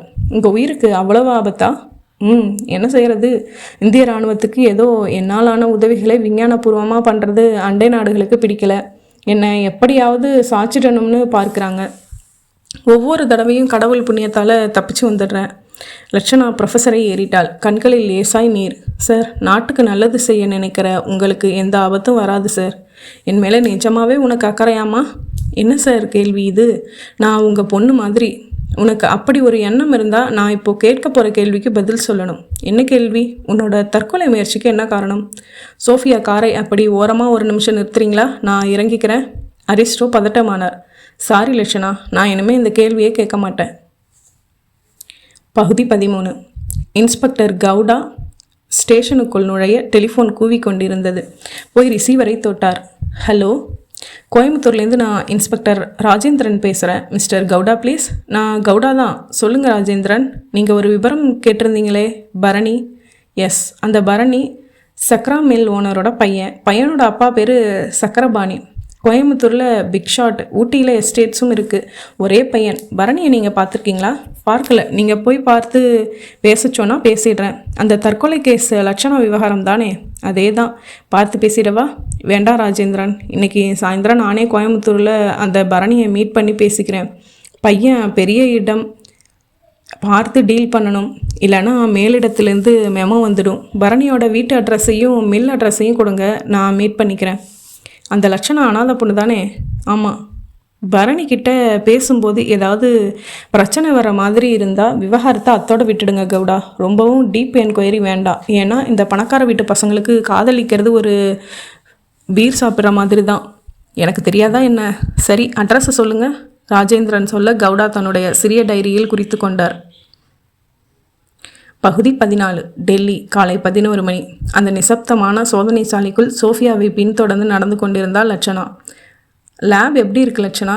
ஏதோ ஒரு பெரிய தொழிற்சாலை மாதிரி பிரம்மாண்டமாக இருக்குது. எல்லாமே ப்ரொஃபஸரோட உழைப்பு. பைகாரா டேமில் விழுந்து வீணாக போக இருந்த என்னோட உயிர் அவரோட ஆராய்ச்சிக்கு உதவுறதுல எனக்கு ரொம்பவும் சந்தோஷம். உனக்கு பயம் இல்லையா லட்சணா? எதுக்கு பயம்? சாகரத்துக்கு தான். சரியாக போச்சு. என்னோடய மரணம் எந்த நிமிஷம் வரும்னு எதிர்பார்த்து காத்துட்ருக்கேன். உனக்கு வாழ்க்கை மேலே அப்படி என்ன வெறுப்பு? வேறு விஷயம் பேசலாமா? உன்னை மாதிரி அழுத்தமான பெண்ணை நான் இது வரைக்கும் பார்த்ததில்ல. பாராட்டுக்கு நன்றி. ப்ரொஃபஸர் அரிஸ்டோவின் அறைக்குள் நுழைந்தார்கள். ஒரு பூனையை மயக்கமாக்கி மல்லாக்க படுக்க வைத்து அதன் வயிற்றுப்பகுதியை ஒரு போர்ச்சிப்பால் கரண்டி பார்த்து கொண்டிருந்த அரிஸ்டோ திரும்பினார். வாமா லட்சணா. Good morning sir. இந்த மரியாதையெல்லாம் வேண்டாம். ராத்திரி நல்லா தூங்கினியா? உனக்கு ஒதுக்கி கொடுத்த அறை வசதியாக இருந்ததா? இதுவே அதிகம் சார். ராத்திரி நல்லா தூங்கினேன். சரி, அந்த ஃப்ளவர் வாஷ்க்கு கீழே ஒரு கவர் இருக்குது, தெரியுதா? அதை எடுத்து பாரு. லட்சணா எடுத்து பார்த்தாள். கவருக்குள் அந்த பேங்க் டிராஃப்ட் இருந்தது. ரூபாய் 10 லட்சத்துக்கான டிராஃப்ட். அரிஸ்டோ தொடர்ந்தார். நீ கேட்ட 10 லட்சம் டிராஃப்ட் பட்ஸ் அனாதை விடுதி பெயருக்கு எடுக்கப்பட்டிருக்கு. நீ இன்றைக்கே உன்னோட கையால் தபால் அனுப்பி வச்சிடலாம். Thank you sir. நான் தாம்மா உனக்கு நன்றி சொல்லணும். ஒரு முக்கியமான ஆராய்ச்சிக்கு உன்னோட உயிர் உபயோகப்பட போகுதே. எந்த வகையான ஆராய்ச்சிக்கு என்னோட உயிர் உபயோகப்பட போகுதுன்னு நான் தெரிஞ்சுக்கலாமா சார்? அவசியம் இப்போ தெரிஞ்சுக்கணுமா? ஒரு ஆர்வம்தான். அரிஸ்டோ சில வினாடிகள் தயங்கிவிட்டு தொடர்ந்தார். தமிழும் ஆங்கிலமும் கலந்து பேசினார். பூனை, நாய் மாதிரியான ஐந்தறிவு பிராணிகள் சில சமயம் மனிதர்களை காட்டிலும் புத்திசாலித்தனமாய் செயல்படும். ஆனால் மனிதர்கள் அளவுக்கு அவை புத்திசாலிகள் கிடையாது. அதற்கு எத்தனையோ பயாலஜிக்கல் காரணங்கள் உண்டு. மனிதனின் பயாலஜிக்கல் பாக்டீரியாக்களையும் பூனை, நாய் மாதிரியான பிராணிகளின் பயாலஜிக்கல் ஃபேக்டர்களையும் சரியானபடி பேலன்ஸ் செய்து பயோசீரம் என்கிற ஒரு இன்ஜெக்ஷன் திரவத்தை தயார் செய்வதுதான் என்னுடைய தற்போதைய ஆராய்ச்சியின் குறிக்கோள். இந்த ஆராய்ச்சிக்கு ஒரு ஆரோக்கியமான பெண்ணின் உடம்போ அல்லது ஆணின் உடம்போ மிகவும் அவசியம். அதிர்ஷ்டவசமாய் நீ கிடைத்திருக்கிறாய். இந்த ஆராய்ச்சிக்காக சுமார் 1 வார காலம் வரைக்கும் பிராணிகளின் பயாலஜிக்கல் பாக்டீரியாக்கள் அடங்கிய திரவத்தை இன்ஜெக்ஷன் மூலமாக உன்னுடைய உடம்பில் செலுத்துவேன். 1 வாரம் முடிந்ததும் உன்னுடைய உடம்பில் இருக்கும் இரத்தத்தை எடுத்து பிராணிகளுக்கு செலுத்துவேன். அதற்கு பிறகு அந்த பிராணிகளின் இரத்தத்தை எடுத்து உனக்கு செலுத்துவேன். இதன் காரணமாக உன்னுடைய உடம்பில் எதிர்விளைவுகள் ஏற்படும். அந்த எதிர்விளைவுகள் உன்னுடைய உடம்புக்குள் நடந்து கொண்டிருக்கும் போது உன்னுடைய உடம்பின் செல்களையும் திசுக்களையும் உபயோகப்படுத்தி பயோசீரம் தயாரிப்பேன். இந்த பயோசீரத்தில் மனித பண்புகள் அதிகம் இருப்பதால் இந்த பயோசீரம் செலுத்தப்படும் 5 அறிவு பிராணிகளுக்கு ஆயுளும் அதிகம், புத்திசாலித்தனமும் அதிகம். அரிஸ்டோ சொல்ல சொல்ல லட்சணாவின் முகம் நிறமிழந்து மெல்ல மாறியது. அவர் புன்னகைத்தார். பாத்தியா, பயந்துட்ட? பயப்படலை சார். என்னோட உயிர் உடம்பிலிருந்து பிரிய நிறைய நாளாகும் போல் இருக்கே. நிறைய நாளாகுது. 1 வாரத்திலேருந்து 10 நாள், மீறி போனால் 15 நாள். உடம்பில் வலி இருக்குமா? உடம்பில் எதிர்விளைவுகள் நிகழும்போது வலி இல்லாமல் இருக்குமா? இருக்கும். பட் அந்த வலியை தாங்கிக்க பெயின் கில்லர் மாத்திரைகள் இருக்கும்போது என்ன பயம்? லட்சணா மௌனமாக இருக்க அரிஸ்டோ பக்கத்தில் வந்து அவளுடைய தோளில் மேல் கையை வைத்தார். இப்போவும் ஒன்றும் கெட்டு போயிடலை. அந்த 10 லட்சம் ரூபாய் டிராஃப்டை கொடுத்துட்டு நீ ஊட்டிக்கு உடனடியாக கிளம்பி போகலாம். லட்சணா நிமிர்ந்தாள். எனக்கு மரண பயம் கிடையாது சார். பட் சனதை விடுதிக்கு கிடைக்க போகிற இந்த 10 லட்சம் ரூபாய்க்காக நான் எல்லா வழிகளையும் தாங்கிக்க தயாராக இருக்கேன். குட். இனிமேல் உனக்கு எந்த தயக்கமும் வராது. இந்த நிமிஷத்திலிருந்து என்னுடைய இந்த உடம்புக்குள்ளே இருக்கிற உயிரும் உங்கள் ஆராய்ச்சிக்கு சொந்தம். பகுதி 15. கோவை. அந்த மத்தியான வெயிலிலும் குளிர் லேசாய் உரைத்தது. பஸ்ஸை விட்டு கீழே இறங்கிய இன்ஸ்பெக்டர் கவுடா யூனிஃபார்மை தவிர்த்துவிட்டு பளீர் என்ற வெள்ளை ஷர்ட்டிலும் வேஷ்டியிலும் தன்னை வித்தியாசப்படுத்தி கொண்டு ஆட்டோ ஸ்டாண்டை நெருங்கினார். சினிமா போஸ்டரில் இருந்த ஒரு நடிகையின் கற்புக்கு விலை பேசி கொண்டிருந்த 2 ஆட்டோ டிரைவர்களை கவுடா பார்த்ததும் அந்த நடிகையை மறந்துவிட்டு எழுந்து வந்தனர். ஆட்டோ வேணுமா சார்? பீலமேடு போகணும். போகலாம் சார். பீலமேட்டில் எந்த ஏரியா சார்? ஆர்ஜி நகர். 50 ரூபீஸ் ஆகும் சார். மீட்டர் போட மாட்டியா? மீட்டர் போட்டாலும் 50 ரூபா தான் வரும் சார். மீட்டரை போட்டே ஓட்டு.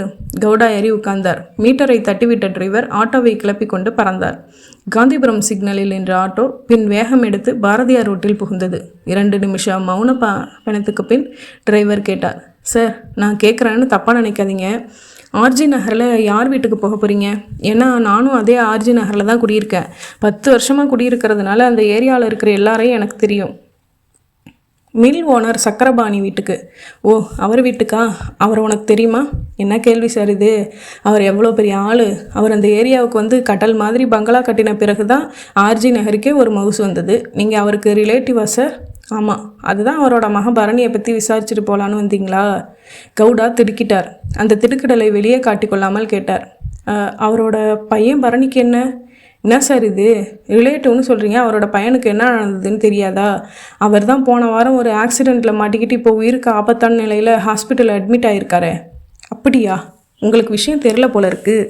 நான் வெளியூர் சொல்ல மறந்துட்டாங்க போல இருக்குது. பரணி இப்போ எந்த ஹாஸ்பிட்டலில் அட்மிட் ஆகியிருக்காருன்னு தெரியுமா? கிளாசிக் நர்சிங் ஹோமில் சார். அது எங்கே இருக்குது? பிரசிடென்ட் ஹாலுக்கு பக்கத்தில். ஆட்டோவை ஹாஸ்பிட்டலுக்கே விடு. வீட்டுக்கு வேண்டாமா சார்? வேண்டாம். ஆட்டோ அரை நிமிஷ அவகாசத்தில் திசையை மாற்றிக்கொண்டு பறந்தது. பகுதி 16. நீளமான மேஜையின் மேல் லட்சணா படுக்க வைக்கப்பட்டிருக்க அவளுக்கு இருபுறமும் அரிஸ்டோவும் சோஃபியாவும் நின்றிருந்தார்கள். பக்கத்து மேஜையில் ஒரு பயோ கம்ப்யூட்டர் தன்னுடைய மானிட்டர் திரையில் லட்சணாவின் ஹெல்த் சார்ட்டை போட்டு காட்டியது. இரத்த அழுத்தம், இரத்தத்தில் சர்க்கரையின் அளவு, நுரையீரல்களின் சுவாச இயக்கம், இறப்பையின் ஜீரணிக்கும் தன்மை, கண்களின் பார்வை திறன், காதுகளின் கேட்கும் திறன், சிறுநீரகங்களின் செயல்பாடு எல்லாவற்றையும் பயோ கம்ப்யூட்டர் வினாடி நேரத்துக்குள் விசாரித்து நார்மல் என்று சொல்லி பச்சை நிறத்தில் ரைட் மார்க் போட்டது. அரிஸ்டோ லட்சணாவிடம் குடிந்தார். இந்த நிமிஷத்துலேருந்து நீ என்னோட ஆராய்ச்சி பொருள். இன்னைக்கு உனக்கு முதலாவது இன்ஜெக்ஷன். இந்த இன்ஜெக்ஷன் திரவம் உன்னுடைய உடம்புக்குள் போனதும் தலை லேசாய் கிருகிருக்கும். தூக்கம் வர்ற மாதிரி இருக்கும். இந்த உணர்வுகள் எல்லாம் 10 நிமிஷம் நேரத்துக்கு தான். அதுக்கப்புறம் உன்னோட உடல் உறுப்புகள் எல்லாமே நார்மலுக்கு வந்துடும். ஆனால் உன்னோட பார்வையில் மட்டும் சில வித்தியாசங்கள் தெரியும். லட்சணா ப்ரொஃபஸரை குழப்பமாய் பார்த்தாள். அவர் சிரித்தார். என்ன லட்சணா, புரியலையா? சொன்னவர் மேலே இருந்த சீலிங் ஃபேனை காட்டினார். இந்த ஃபேன் என்ன நிறம்? செர்ரி என்றாள். இது செர்ரி ரெட் தானே, சந்தேகம் இல்லையே. இல்லை. சரி, இன்ஜெக்ஷன் போட்டு 10 நிமிஷம் கழித்து நீ நார்மலுக்கு வந்ததும் இதே சீலிங் ஃபேனை காட்டி என்ன நிறம்னு கேட்பேன். அப்போது நீ சொல்ல போகிற நிறம் வேறு நிறமாக இருக்கும். என்ன லட்சணா, பயமாக இருக்கா? இல்லை. அப்படியே கண்களை மூடிக்கொண்டாள். Sophia, get me the injection. Sophia கண்ணாடி ஷெல்ஃபுக்குள் போய் இளம் மஞ்சள் நிறத்தோடு கூடிய இன்ஜெக்ஷன் மருந்தோடு வந்தாள். அதை வாங்கி கொண்ட அரிஸ்டோ லட்சணாவின் இடது கை தோள்பட்டையை பற்றி ஊசியை குத்தினார். எறும்பு கடுத்த மாதிரியான உணர்ச்சி. மருந்து தோள்பட்டை வழியே வெப்பமாய் நகர்ந்து இரத்த ஓட்டத்தில் கலந்தளது. அடுத்த வினாடி உடம்புக்குள் ஒரு நிலநடுக்கம் ஏற்பட்ட. தலை கிறுகிறுத்தது. கண்ணிமைகளில் ஒரு பாரம் வந்து ஏறிக்கொண்டது. லட்சணா இமைகளை திறக்க முயன்றால் முடியவில்லை. ஏதோ ஒரு ஆற்று சுழலுக்குள் சிக்கிக்கொண்ட உணர்வில் 10 நிமிஷம் கரைந்தது. 11வது நிமிஷம் அவளுடைய உடம்பை ப்ரொஃபஸர் உசுப்பினார். லட்சணா, அவள் கண் விழித்தாள். உடம்புக்குள் எல்லா கலாட்டாவும் ஓய்ந்து இருந்தது. லட்சணா, ஆர் யூ ஆல்ரைட்? இப்போது சீலிங் ஃபேனை பாரு. லட்சணா பார்த்தாள். ஃபேன் இப்போது வெள்ளை நிறத்தில் தெரிந்தது. பகுதி 17. கிளாசிக் நர்சிங் ஹோம் உண்மையிலேயே கிளாசிக்காக இருந்தது. திரும்பின பக்கமெல்லாம் கிரானைட் முகம் பார்க்கும் கண்ணாடியாய் பளபளத்தது. கவுடா ஏதோ ஒரு 5 ஸ்டார் ஹோட்டலுக்குள் நுழைந்த உணர்வோடு நர்சிங் ஹோமின் என்கொயரி கவுண்டரை நோக்கி போனார். கவுண்டருக்குள் டெலிஃபோனில் பேசிக்கொண்டிருந்த அந்த பெண் பேச்சை நிறுத்தி எஸ் என்றாள். பேஷண்ட் பரணி, ஆக்சிடென்ட் கேஸ் தானே? ஆமாம். ஐசி யூனிட்டில் இருக்கார். ஐசி எந்த பக்கம்? நேராக போய் ரைட்டில் திரும்புங்க சொல்லிவிட்டு அவள் மறுபடியும் ரிசீவருக்கு உதட்டை கொடுக்க கவுடா எக்ஸ்கியூஸ் மீ என்றார். என்ன? பேஷண்ட் பரணியோட நிலைமை இப்போ எப்படி இருக்குன்னு சொல்ல முடியுமா? சாரி, நாங்கள் எதையும் சொல்லக்கூடாது. நீங்கள் டாக்டர்ஸ் கிட்ட கேளுங்க. He will tell you everything. Gowda தலையை ஆட்டிவிட்டு திரும்பி நடந்தார். நேராய் 1 நிமிஷம், வலது பக்கம் திரும்பி 2 நிமிஷம். ஐசி யூனிட் வந்தது. யூனிட்டுக்கு வெளியே சுவரோரமாய் பாலிவினை நாற்காலிகள் வரிசையாய் போடப்பட்டிருக்க அதில் பார்வையாளர்கள் கவலை முகங்களாய் தெரிந்தார்கள். கவுடா குழப்பமாய் பார்த்து கொண்டு நின்றார். இதில் பரணி குடும்பத்தை சேர்ந்தவர்கள் யார்? யோசிப்பில் சில நிமிஷங்கள் கரைந்திருந்த போது ஐசி யூனிட்டின் கதவை திறந்து கொண்டு அந்த டாக்டர் வெளிப்பட்டார். கைக்குட்டையால் முகம் துடைத்து வேகமாய் நடந்தவரை கவுடா எதிர்கொண்டார். Excuse me doctor. அவர் நின்றார். என்ன? பேஷண்ட் பரணியோட கண்டிஷன் இப்போ எப்படி இருக்குது? அந்த டாக்டர் கவுடாவை ஏற இறங்க பார்த்தார். பேஷண்ட்டுக்கு நீங்கள் என்ன உறவு? தாய்மாமன். பரணியோட கண்டிஷன் ரொம்பவும் கிரிட்டிக்கலாக தான் இருக்குது. இப்போதைக்கு எதுவுமே சொல்ல முடியாத நிலை. ஆக்சிடெண்ட்டில் தண்டு உடம் சரியான அடி வாங்கியிருக்கு. 100% கோமா ஸ்டேஜ். 4 நாளாக அப்சர்வ் பண்ணுறோம். எந்த ஒரு பாசிட்டிவ் ரிசல்ட்டும் கிடைக்கல. பார்க்கலாம். Lettuce wait C. டாக்டர் சொல்லிக்கொண்டே நகர்ந்துவிட கவுடா யோசனையாய் அப்படியே நின்றார். பரணிக்கு இப்படி ஒரு ஆக்சிடென்ட் நடந்து உயிருக்கு ஆபத்தான நிலைமை ஏற்பட்டதால் தான் லட்சணா தற்கொலை செய்து கொள்ள முடிவு எடுத்திருப்பாளோ? கவுடா யோசிக்கவே அவருடைய தோளில் ஒரு கை கனமாய் விழுந்தது. திரும்பினார்.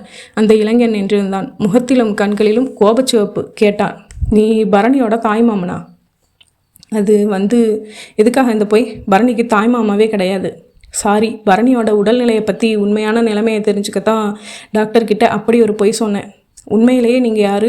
கவுடா சில நிமிடங்கள் யோசனைக்கு பின் தன் உத்தியோக கார்டை எடுத்து நீட்ட அதை வாங்கி பார்த்த இளைஞன் முகம் மாறினான். நீங்கள் போலீஸா? எஸ். ஊட்டியிலேருந்து இங்கே எதுக்காக பரணியை பற்றி என்கொயரி பண்ணிகிட்ருக்கீங்க? வாங்க, அப்படி ஒதுக்குப்புறமாக போய் பேசுவோம். உங்கள் பேர் என்ன? மது. இருவரும் அந்த கிரானைட் வராந்தாவில் நடந்து ஒதுக்குப்புறமாய் நின்றார்கள். சொல்லுங்கள், எதுக்காக இந்த என்கொயரி? நீங்கள் பரணிக்கு உறவா இல்லை ஃப்ரெண்டா? ஃப்ரெண்டு. எத்தனை வருஷமாக ஃப்ரெண்டு? காலேஜ் டேஸ்லேருந்தே ஃப்ரெண்டு தான். அதாவது ஒரு 5 வருஷ காலமாக ஃப்ரெண்டு. ஆமாம்.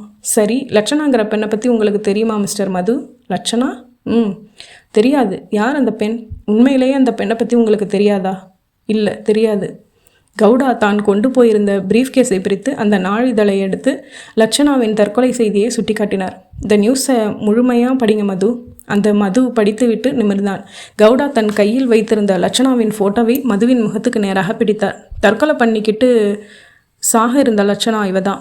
இந்த பெண்ணை எந்த சந்தர்ப்பத்திலையாவது நீங்கள் பார்த்த ஞாபகம் உங்களுக்கு வருதா? இல்லை. அப்படின்னா பரணிக்கும் இந்த பெண் லட்சணாவுக்கும் இருந்த காதல் விவகாரம் உங்களுக்கு இதுவரையிலும் தெரியாமலே இருந்திருக்கு. மது திகைத்தான். சார், நீங்கள் என்ன சொல்கிறீங்க? பரணிக்கும் லட்சணாவுக்கும் காதலா? எஸ். உங்களுக்கு யார் சொன்னது? கோத்தகிரி பட்ஸ் அனாதை விடுதியில் இருக்கிற புனிதா என்கிற பெண். அந்த பெண் பரணியையும் லட்சணாவையும் பல தடவை கோத்தகிரியிலையும் ஊட்டியிலையும் ஒன்றா பார்த்துருக்கா.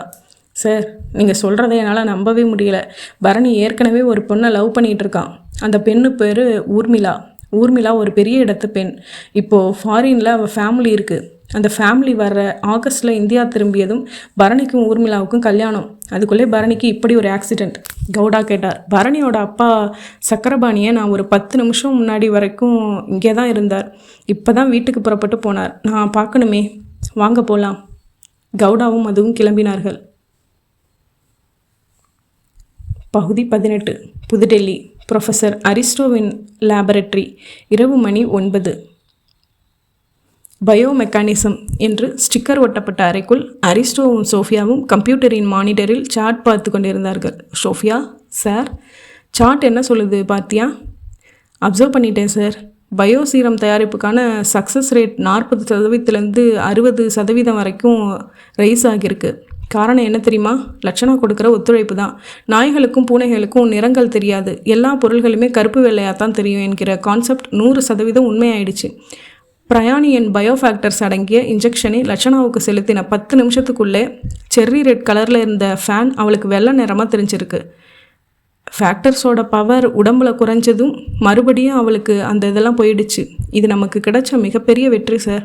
இனி லட்சணாவோட உடம்புலேருந்து எடுக்கப்பட்ட ரத்தத்துலேருந்து பயோஃபேக்டர்ஸை பிரித்து அதை இன்ஜெக்ஷன் மூலமாக ஸ்பைகேட் பூனைகளுக்கு செலுத்தி பார்க்கணும். 10 நிமிஷம் கழித்து அந்த பூனைகள் மிரண்டால் அறையில் இருக்கும் பொருள்கள் அதுக்கு நிறமாக தெரிய ஆரம்பிச்சிருக்குன்னு அர்த்தம்.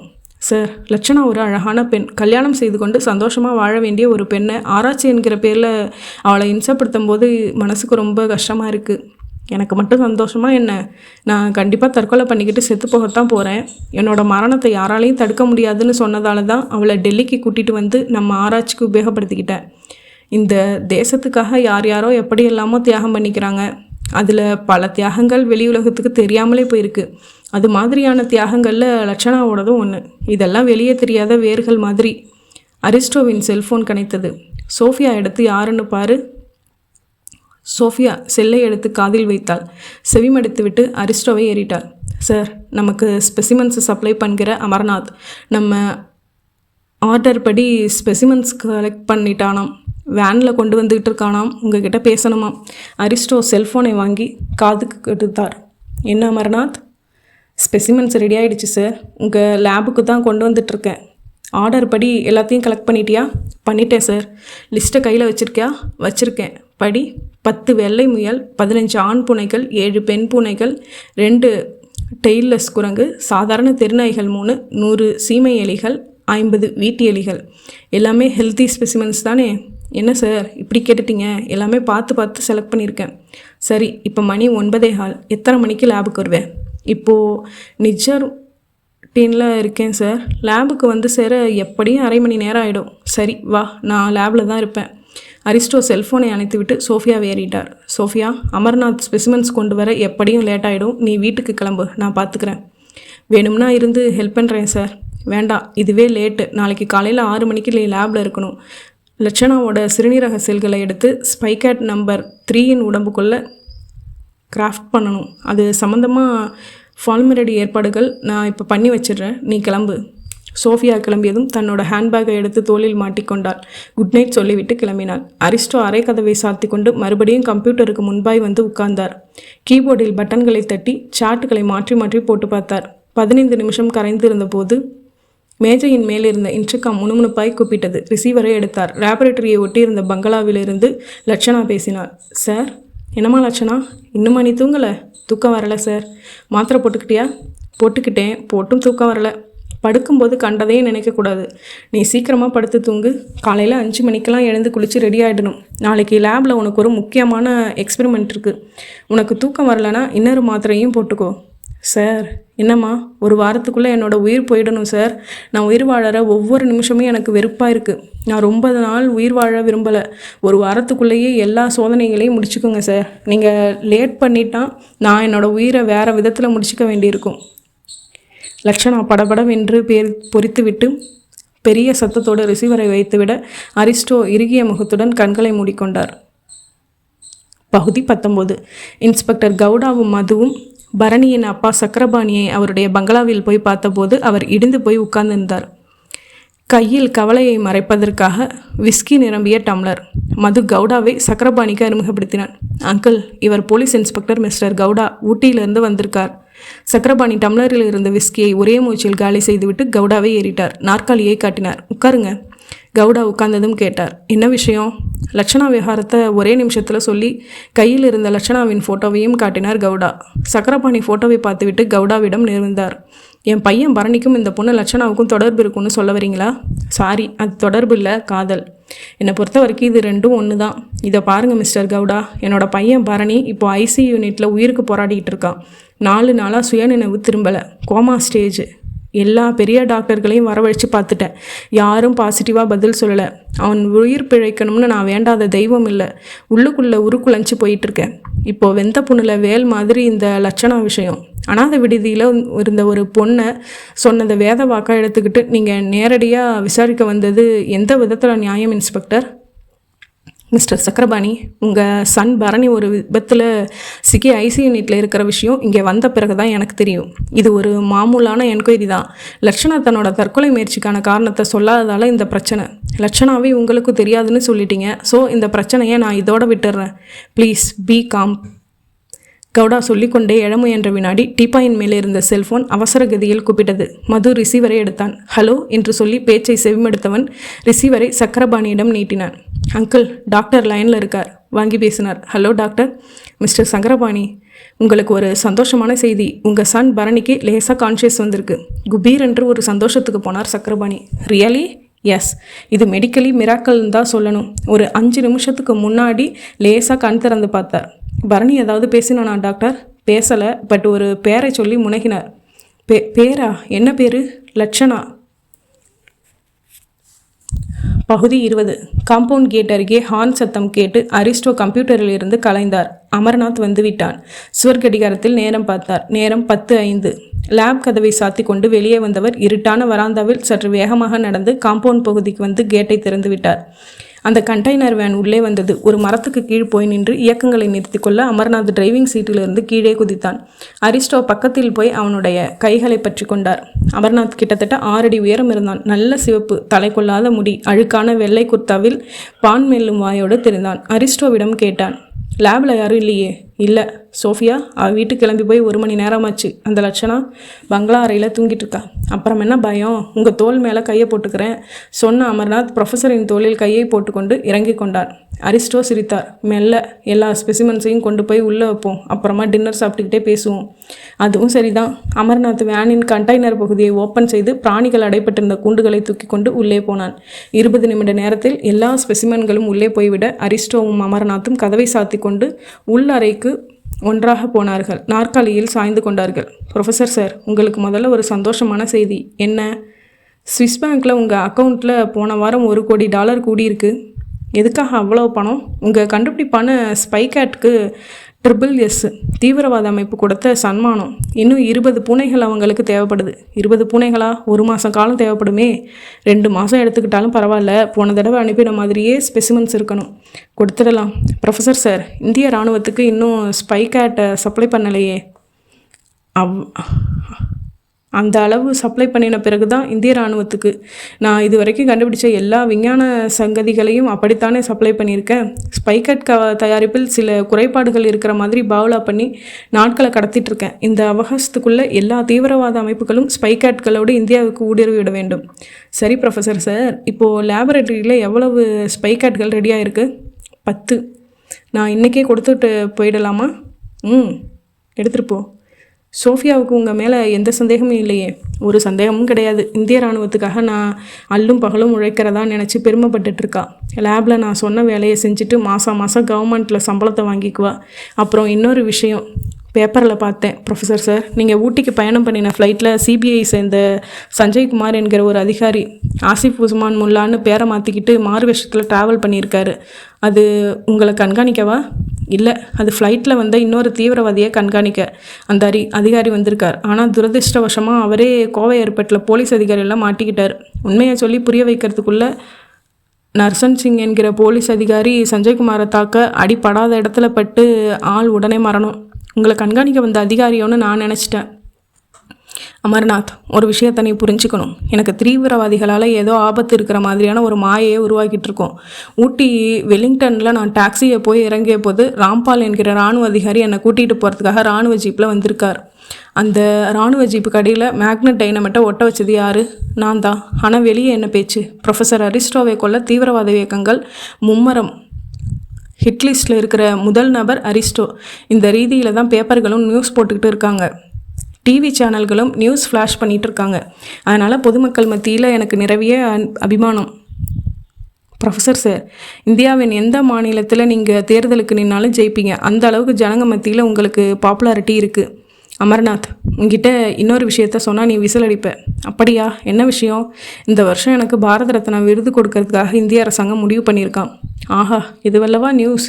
சொன்ன அமர்நாத் சிகரெட் ஒன்றை பற்ற வைத்து கொண்டான். முதல் புகையை வெளியிட்டதும் கேட்டான், ப்ரொஃபஸர் சார், அந்த லட்சணாவை இப்போது எந்த ஆராய்ச்சிக்காக உபயோகப்படுத்திட்டு இருக்கீங்க? சோஃபியா கிட்ட பயோசீரம் ப்ரிஸ்கிரிப்ஷனுக்காகன்னு சொல்லிட்டேன். நான் ஹார்ட் க்ளோனிங்காக அவளை உபயோகப்படுத்திகிட்டு இருக்கேன். ஹார்ட் க்ளோனிங்கா அப்படின்னா? குளோனிங் குழந்தைங்கள் மாதிரி உயிருள்ள ஒரு நபரின் இருதய செல்களை எடுத்து அதை பன்றியோட இருதய செல்லை சேர்த்து இணைத்து பதியம் போட்டு நூற்றுக்கணக்கில் மனித இதயங்களை உருவாக்குவது. இந்த இதயங்கள் மாற்று இருதய ஆப்ரேஷன்களுக்கு உதவும். லட்சணா மாதிரியான ஒரு ஆரோக்கியமான பெண்ணின் இருதய செல்கள் இந்த ஆராய்ச்சிக்கு ரொம்பவும் தேவை. அதாவது லட்சணாவின் இருதயத்தை கொஞ்சம் கொஞ்சமாக சுரண்டி எடுத்து இந்த ஹார்ட் குளோனிங் ஆராய்ச்சியை பண்ண போகிறீங்க. ஆமாம். அப்படின்னா லட்சணாவோட மரணம் இப்போ இல்லை.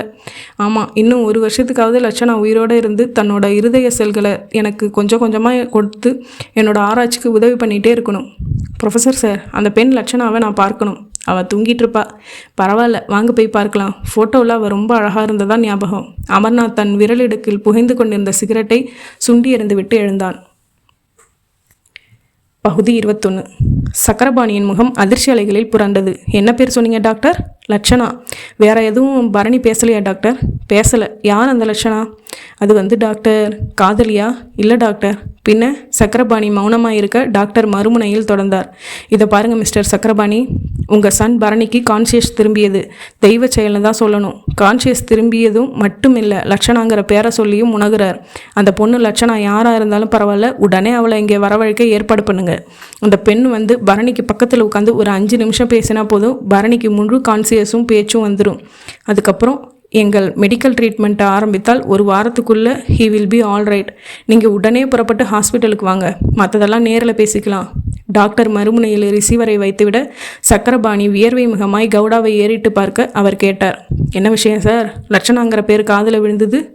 அது ஒன்றும் இல்லை மிஸ்டர் சக்கரபாணி, டாக்டர் பேசியது என்னோட காதிலையும் ஓரளவுக்கு விழுந்துச்சு.